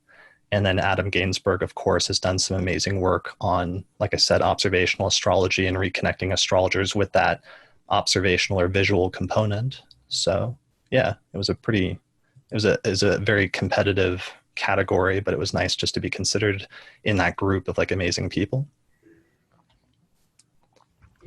Well deserved. All right. So that was towards the end of the conference. Eventually, I mean, there's other stuff that occurred. Because we did the podcast event the same night, I didn't end up attending until the very end, the silent auction that was organized by the American Federation of Astrologers. But when I did get there, I learned that Ben Dykes actually won through the silent auction a first edition copy of William Lilly, which I was really blown away by. Seeing that was literally like, and it's much smaller than you think it's going to be. It's actually a relatively small book, even though it's so thick. But Ben won a copy of Lilly at that silent auction, and it seemed to be a pretty fun event. Yeah. I was. You go ahead, Kelly. No, go. Okay. Yeah, I was surprised. I was like, I didn't know that there was stuff that good on offer. I don't know. For some reason, I just kind of assumed it would be dumb stuff that I don't care about. But apparently that was not the case, because we after the podcast event, I went to the auction as well, and I saw Ben, and Ben was like, check this out. And it was like in this protective cage. And I was like, oh, I had no idea. Right. Yeah. I wished I had gotten a picture of him with that, but I was pretty surprised. And I think he didn't end up actually putting down that much for it. I don't think if we had been there, I think, Austin, you said there would have been a bidding war, but oh, yeah. Ben is lucky that we were not there at the time. Well, and I mean, who's speaking of deserving, who's a better keeper for that edition than Ben? Sure. Yeah. So that looked like it was a pretty well attended and good event. And then other events that occurred, I didn't go on the cruise. There was like some sort of cruise that occurred one night. Did any of you guys go on that? There was a huge cruise with like 600 people on the Friday night. Okay. I opted not to go because I was still in the work phase of the conference for me, and just didn't want to be restricted by somebody else's time schedule at that point. Yeah. I went to the one of the suites, like the AFAN suite, instead of the cruise. I thought it was that was fun for me, getting to know all the young people and whatnot. Yeah, so AFAN had a suite that was open every night of the conference where people could go up and meet and talk and have some like drinks and refreshments and stuff. And that seemed to be a good place where people congregated each night. There was also an Aya suite, like the Association for Young Astrologers had a small suite, and one night they hosted a party there to launch the second volume of their journal, which is titled The Ascendant. And that was a great event to be at, to see them carrying on that tradition, which they actually started. The first volume was published under your tenure as president, right, Austin? Indeed. I played a very large role in making that happen, as did Jen Zart and Nicholas Civitello. And both Jen and Nick participated in creating that second volume as well. And it looks just fantastic. I thought we got lucky with the first one, and I didn't know if they'd be able to replicate that success simply because some of it was just good fortune. But it's just amazing. I was and am still quite impressed. Yeah, definitely. They've definitely improved and expanded on what they started with the first one. And it's not only like a great collection of articles in the second issue or the second volume of the journal, but it also just looks really good. Like their design and layout skills have definitely improved. So you can find out more information about that at their website, which is youngastrologers.org. And I think that they actually just recently in the past month also launched their new website, which looks amazing. And they've just been promoting some of the stuff that you get with membership recently, which includes access to a whole library of different MP3 downloads of different lectures that astrologers have donated to the organization. So check that out at youngastrologers.org. Let's see, what else happened? Were there any other like nighttime events that I'm overlooking? There's the silent auction, the cruise, there's the opening ceremony. Of course. Night. Yeah, did anyone go to that? I didn't actually go to movie night. Like originally they were supposed to launch the Tarnus movie or some portion of it, but that ended up being canceled. And I think the only movie that was shown was a movie about astrology in China, right? Yeah, I missed it. You missed it? Yeah. Did either you two go? No, I didn't. I was way too interested in talking with people. Yeah, I think that was the common thread amongst all of us. We're probably like almost the worst group then to like pool of what happened at the conference. And actually for that reason, I would love it if there's any listeners that attended the conference that feel like it to post in the comments section for this episode on the podcast website, like what your experience of the conference is and some of the questions and topics that we're talking about here. I'd just love to hear from people about what their experience was and what happened and what their favorite parts of the conference were and other things like that, just so we can hear some more perspectives. Let's see. One of the other things that I noticed at this conference that I really was so heartened by was the amount of people attending a conference for the first time. I spoke to the organizers towards the end of the conference, and they did confirm that there was a much higher percentage of first-time conference attendees than usual. And then anecdotally, I also had this experience that I felt like there are a lot more younger astrologers, so a lot more people in their 20s and 30s and 40s attending, and that was amazing to see. So that was really exciting. One of the things I really enjoyed. Did you guys observe anything similar or notice anything different? Yeah, I observed the same. The Pluto and Scorpios have landed. That's true.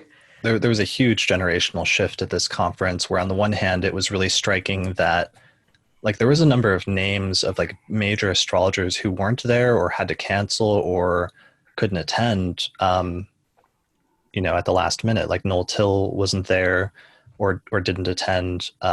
Alan Oken and other astrologers from that sort of generation who weren't there, or I saw some Facebook posts afterwards of people acknowledging or saying like, this is probably going to be my last UAC.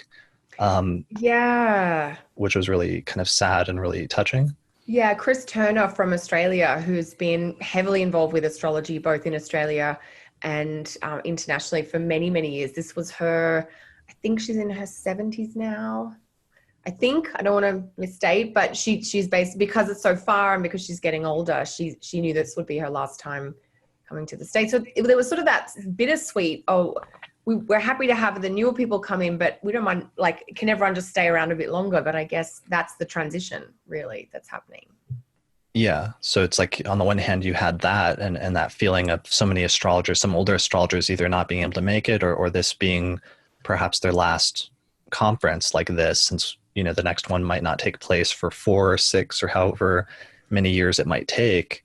But then on the one hand, there was obviously more at this conference, more than any other conference, this huge showing of younger astrologers that were in their 20s and 30s and 40s. And that did seem to represent like a huge sort of shift in the astrological community, and that I hadn't seen at any previous conference. I think though that was the tiebreaker I used for lectures was if I had 2 lectures that I wanted to go see, was which one was the older astrologer, because you can't take for granted that, you know, a Rob Hand or whoever, I don't mean to single him out necessarily, but all these folks that are getting up into their 70s and 80s that, you know, they may be able to attend the next time around. And I think you want to make sure that you catch them while you can, you know, and I think that, you know, on some level we can't take anybody for granted no matter the age, but I think that the odds start to get stacked and, you know, in the favor of going and seeing the older astrologers and paying those respects and whatnot. Yeah, and that was definitely heightened at the very end during the closing ceremony, where one of the things that they did before the official closing, when again everybody's gathered together who's left at the conference in the largest auditorium, and there was a memorial for astrologers who have passed away since the last conference in 2012. And there was just a lot of names and a lot of notable astrologers, and just, you know, there was something very, very touching about that. Yeah, it was a pretty intense moment. Yeah, that was really emotional. Yeah, and the Pluto talks, each generation getting to come up and talk about, you know, building bridges between the next. I thought that was really powerful too, like in Pluto fashion, you know, just hearing from each generation. They each got up and did their talks at the closing ceremony, and I think that should be recognized too, you know. Sure. There was one person from each Pluto generation. So one person, I think it was Grace Morris, who was from the Pluto and Cancer generation. There was one person who got up and said a few things about their generation of Pluto and Leo, Pluto and Virgo, Pluto and Leo, and then finally there was a Pluto and Scorpio.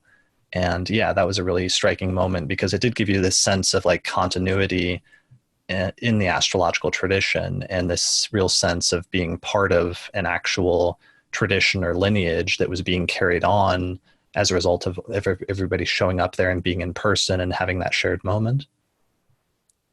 Indeed. Definitely. I'm really glad that the dead were honored. I think that's very important.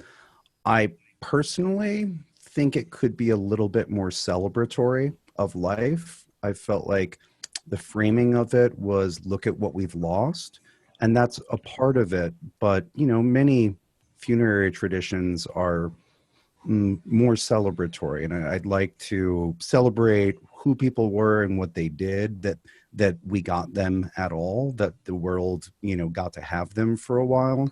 Loss is important too, but I you know, if I was the master of ceremonies, which is a responsibility I will hopefully never have, I'd just like to, you know, I'd like to raise a glass and you know, a toast to the dead. Yeah, That's a beautiful point. Well, and it was nice to see the people honored in any way at all. Yeah, absolutely. But yeah, and I got there like late, so I was sitting in the back by myself, and then Kelly, you came over and sat with me, which I really appreciated, because it was a super like intense like experience, just like seeing all these names flash by, and then many of them like you recognize as people in the community. Yeah, because there has been some younger astrologers that we have lost, and in the last 6 years, because they do this at each UAC, and one of the feelings that ceremony or ritual memorialization, if you like, gave me was this sense of belonging, that we will acknowledge you even in that final passing. And it really helped tie together that feeling of community for me, that we will, because it's the night after the Regulus Awards. So I couldn't help but think about the juxtaposition between celebrating people in the peak of their careers, or, you know, later in their careers where they've been serving their community, versus then still taking that time to acknowledge those who are no longer with us. So I did find that to be quite striking, and I did not think you should sit alone, Chris, through that. So, yeah. Yeah. Well, I appreciated that. And yeah, that was an intense moment. And then, of course, there was the generational thing with the Pluto generations. And then finally, just the closing and wrapping everything up. And Laura Nalbandian, the primary conference organizer who put so much work into the conference, finally closing it down. That was huge, just because I've seen a little bit from behind the scenes how much went into getting this conference together, and how the discussions for it go all the way back to, after the last one ended in 2012. And then there's a lot of, there's some like acrimony between the organizations about scheduling the next one. And it was supposed to happen in 2016, but then it didn't happen. And then the fact that they eventually pulled it together and got all of the organizations to cooperate was, nothing short of amazing. So yeah, it was definitely a great event. And I think everybody overall had a pretty good time. There was it seemed like there's very large contingents of astrologers from both Turkey and China. And that was something that a few people noted there, or a lot of people noted there in terms of the international component of the conference. Did you guys notice that? Yeah.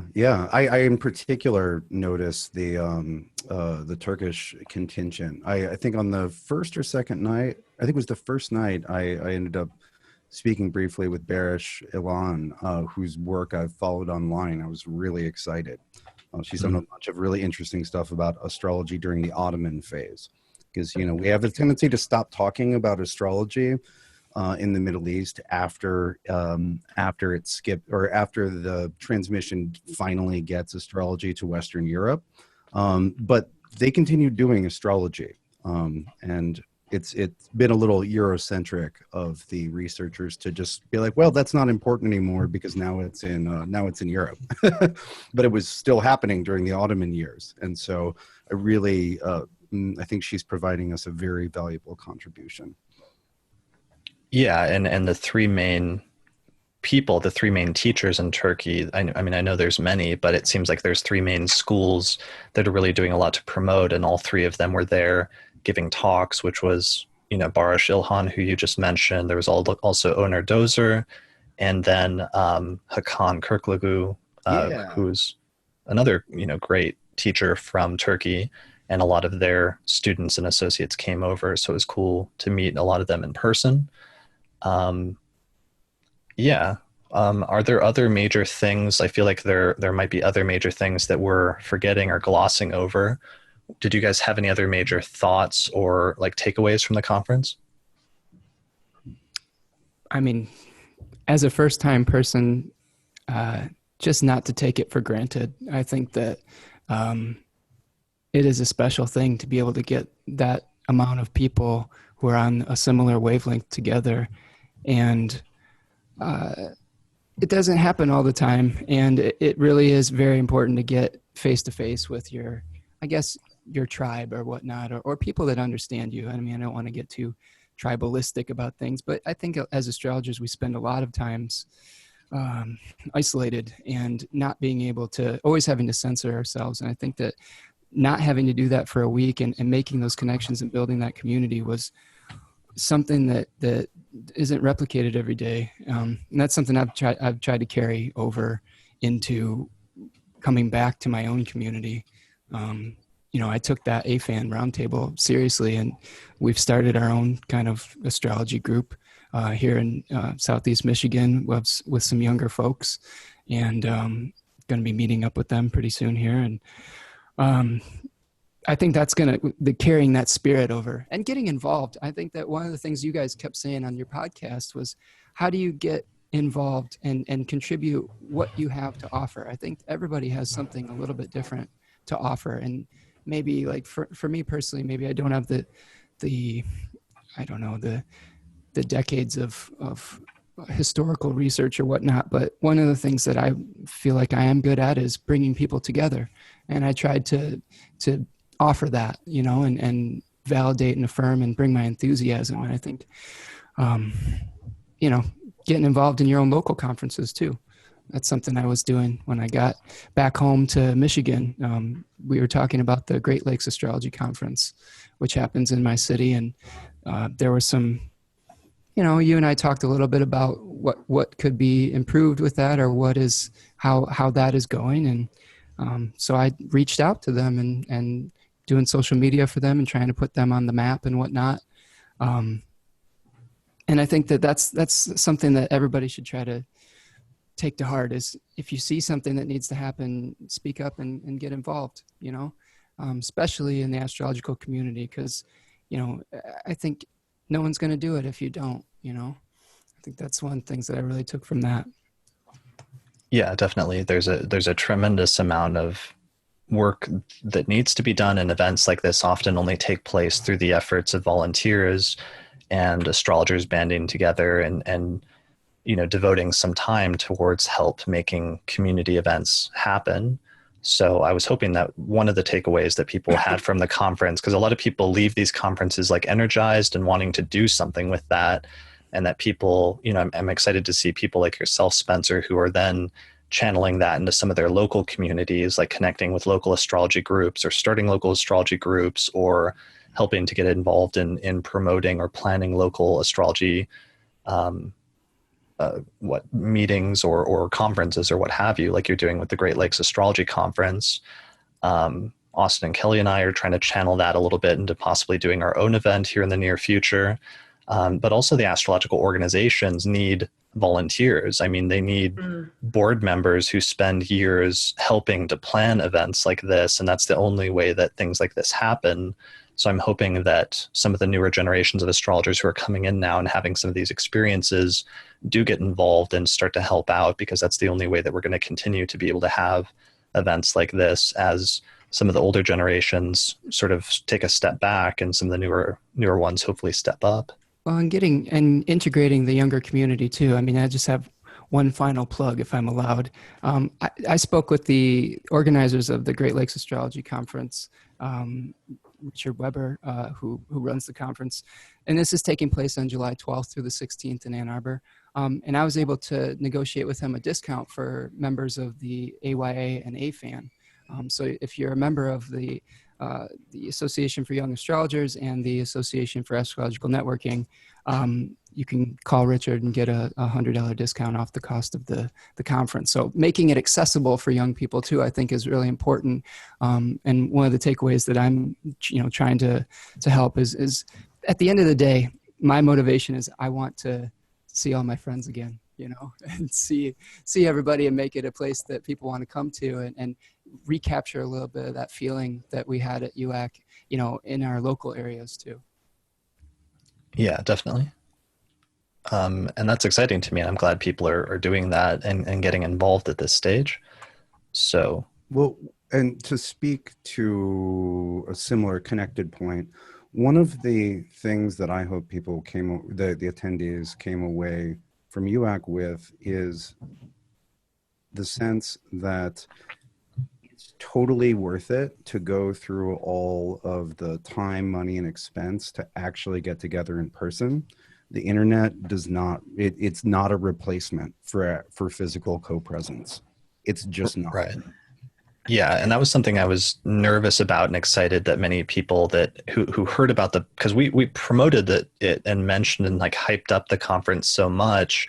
I was always hoping that people would get there and find that it was worthwhile in the end. And I feel like the majority of people that I talked to did feel that, and that was kind of gratifying to hear, because I was hoping there wasn't a situation where it's like we hyped it up and then somebody got there and didn't have a good time or something like that, but instead it seemed to be the opposite.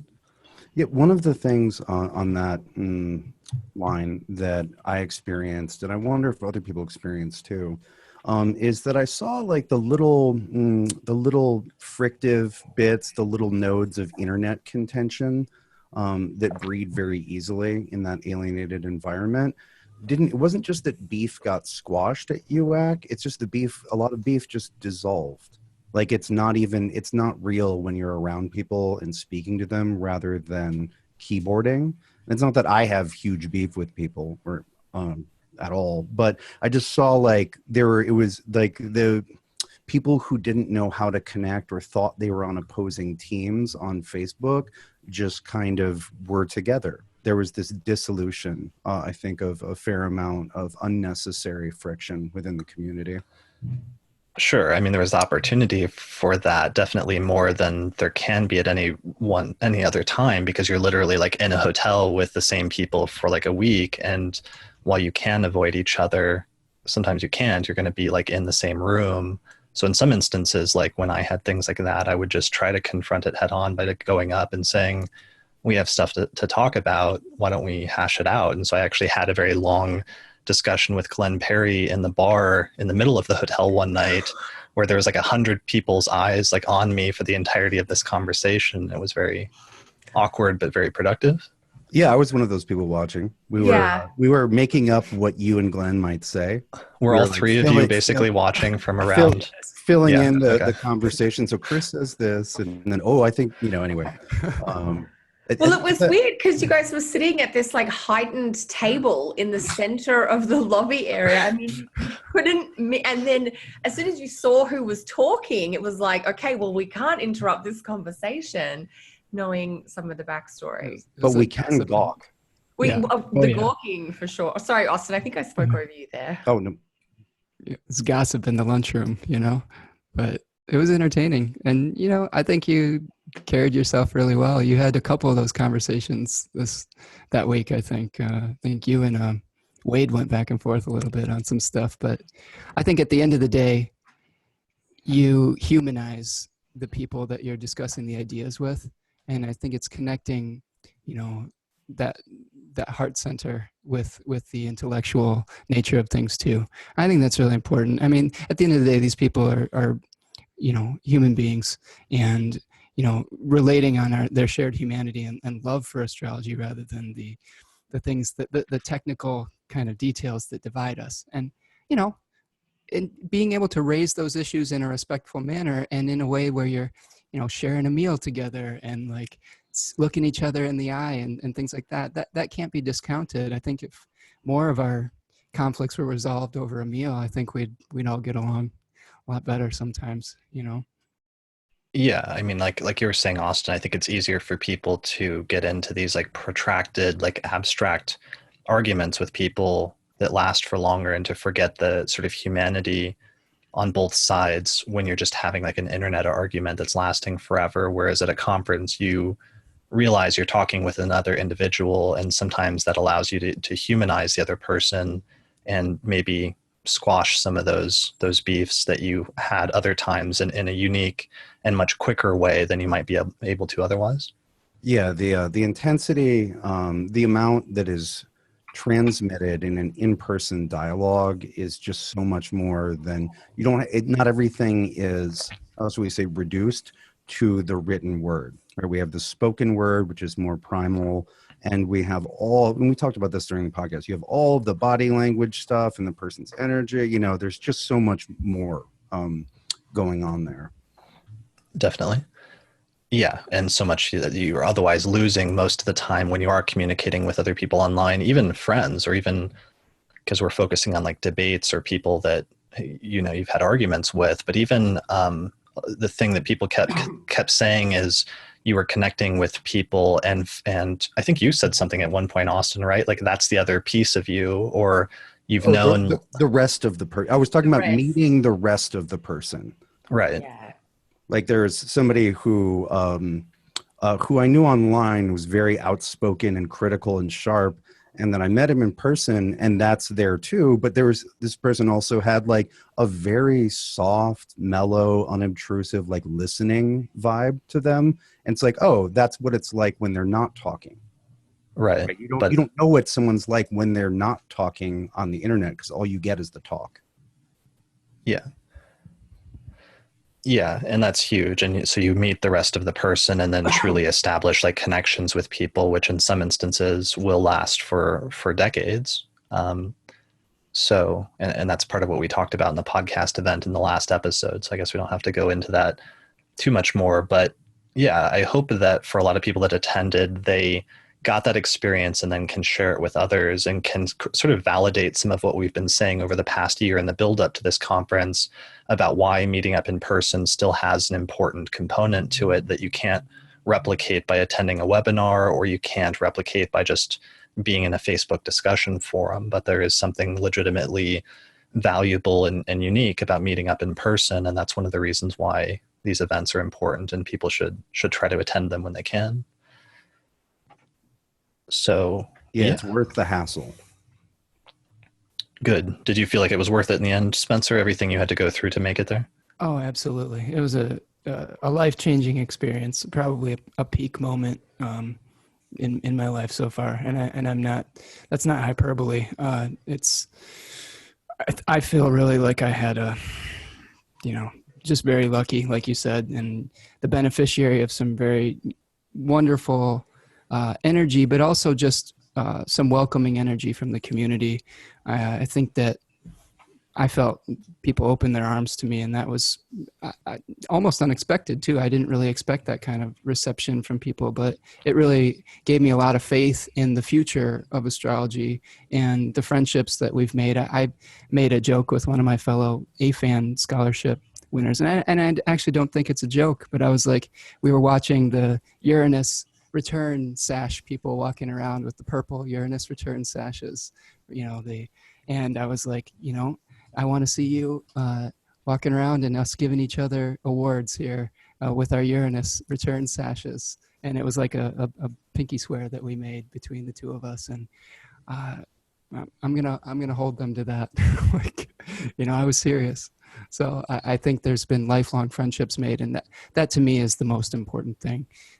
We can learn about astrology and things like that, but we can learn about astrology from books and from videos and things, but making actual human friends and connections is what's really going to sustain those studies, I think. I think that at the end of the day, the way I do astrology because I want to connect with people, and I have a genuine human interest in people and their lives, and getting to know other people that feel that same way is really powerful.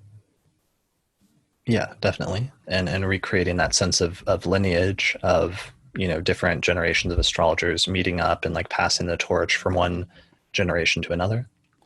Yeah, I had, I believe the first night that I was home after the conference, when I slept in my bed for 12 hours, I was doing, as everyone else was, doing a lot of processing of what happened at the conference. And in addition to, a variety of shifting and vague dream thoughts, there was one vision that I woke up with, and it was this sense of astrology composed of all of the astrologers as a whole and as a coherent mass that together taken as a whole had a substance and reality to it, a weight that would, because of that weight, naturally change, deform in a good way the time period in which it existed. And it was interesting because that sense of this mass that I had in the dream, it was composed of all the astrologers, and there was this sense of how should we say, spontaneous assembly through individual choice, rather than the way that one might assemble an army, where people are conscripted and there are particular formations that are required and imposed. It was much more this spontaneous and willed sort of falling into coherence, and that almost accidental coherence having substance and weight to it. It was there was a triumphant feeling to it. I described it before as it's like the end of an epic movie where the protagonists are in the final battle, and then all of these allies show up when least expected. It was like, oh, everybody's here and everybody's on the right side. It was a nice feeling. It was a nice dream, and I don't think it's idle fantasy. I don't think it's the only layer of the truth or real, but I think that was there, that happened on some level. Yeah, definitely. I like that. That gives you a real image of, astrology as like an organism or an entity partially composed of all of those people that are practicing it, and then suddenly seeing all of them come together spontaneously in this huge gathering or something like that, and realizing that astrologers have been doing that for literally for centuries or for thousands of years, and that's how astrology grows and develops and is propagated from generation to generation and culture to culture and century to century. There's something really breathtaking about that when you see it stretching back, over history for thousands of years. Yeah, there's both that temporal sort of vertical through history coherence, and there's also the people who are doing it now coherence. It occurs to me that although it may not necessarily have been the stated aim of the traditional revival, it has rerouted us on a community level with the fact that astrologers have been around for God knows how many thousand years, and that there's the technical rooting, and I think we're all very excited about that. But there's also a very real honoring the ancestors, getting reconnected to and repairing the lineage that happens as a lovely side effect of simply reading old books and and practicing those techniques and thinking about what it was like to be, Vettius Valens, rummaging around Egypt trying to get the real shit. Yeah, I mean, in my workshop, one of the points that I made is I've discovered that one of the chart examples he uses in his book when he first introduces annual perfections it's for this year of his life when he was 34 years old when he got in a shipwreck. And then he ran around getting the charts of all the people that are on the boat and then demonstrates how each of their charts show this major event in their lives that year.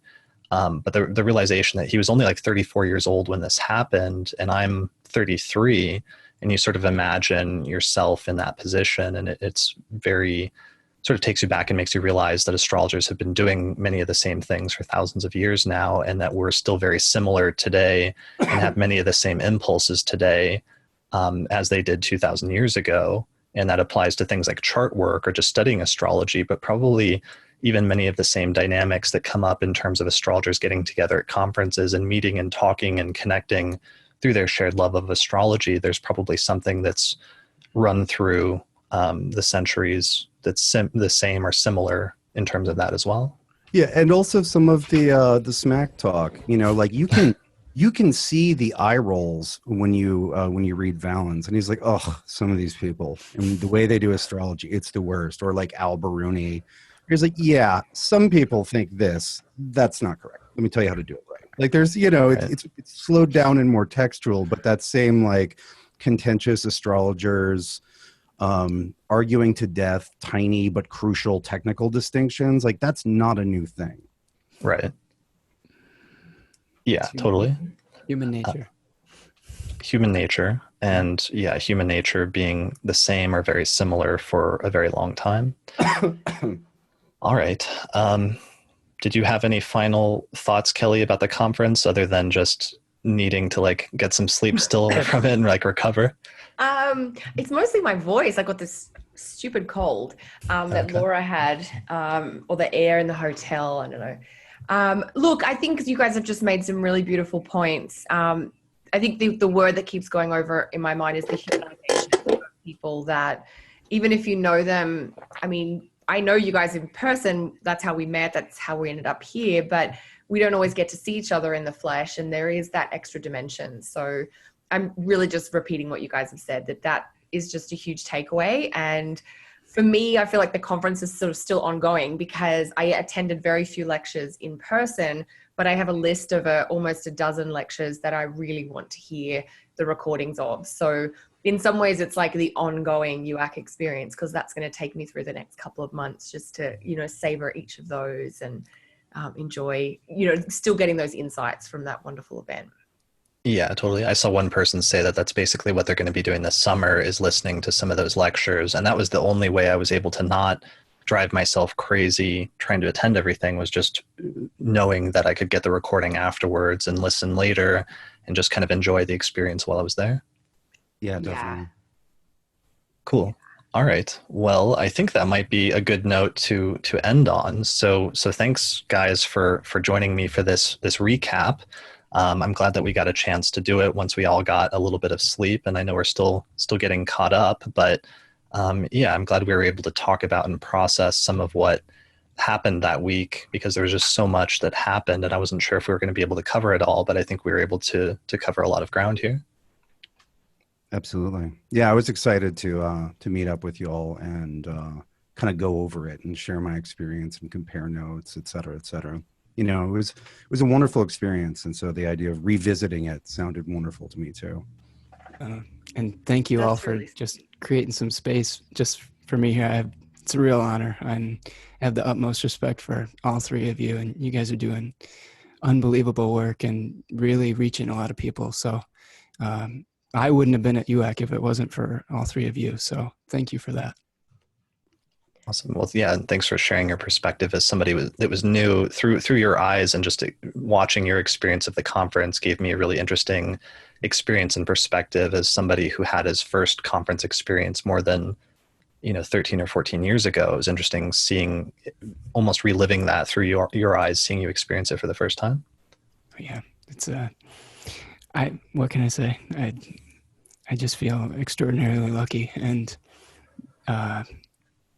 I know that this experience at UAC in particular is going to carry my practice forward for many, many years. So I think that once in a lifetime thing to have your first conference, right? So hopefully we just carry that enthusiasm, and hopefully my experience has helped people to maybe not fall into the trap of getting jaded and see things from that beginner's mind, because I think we all have something to offer, whether we have experience or whether we have a beginner's mind, and just that enthusiasm, Definitely.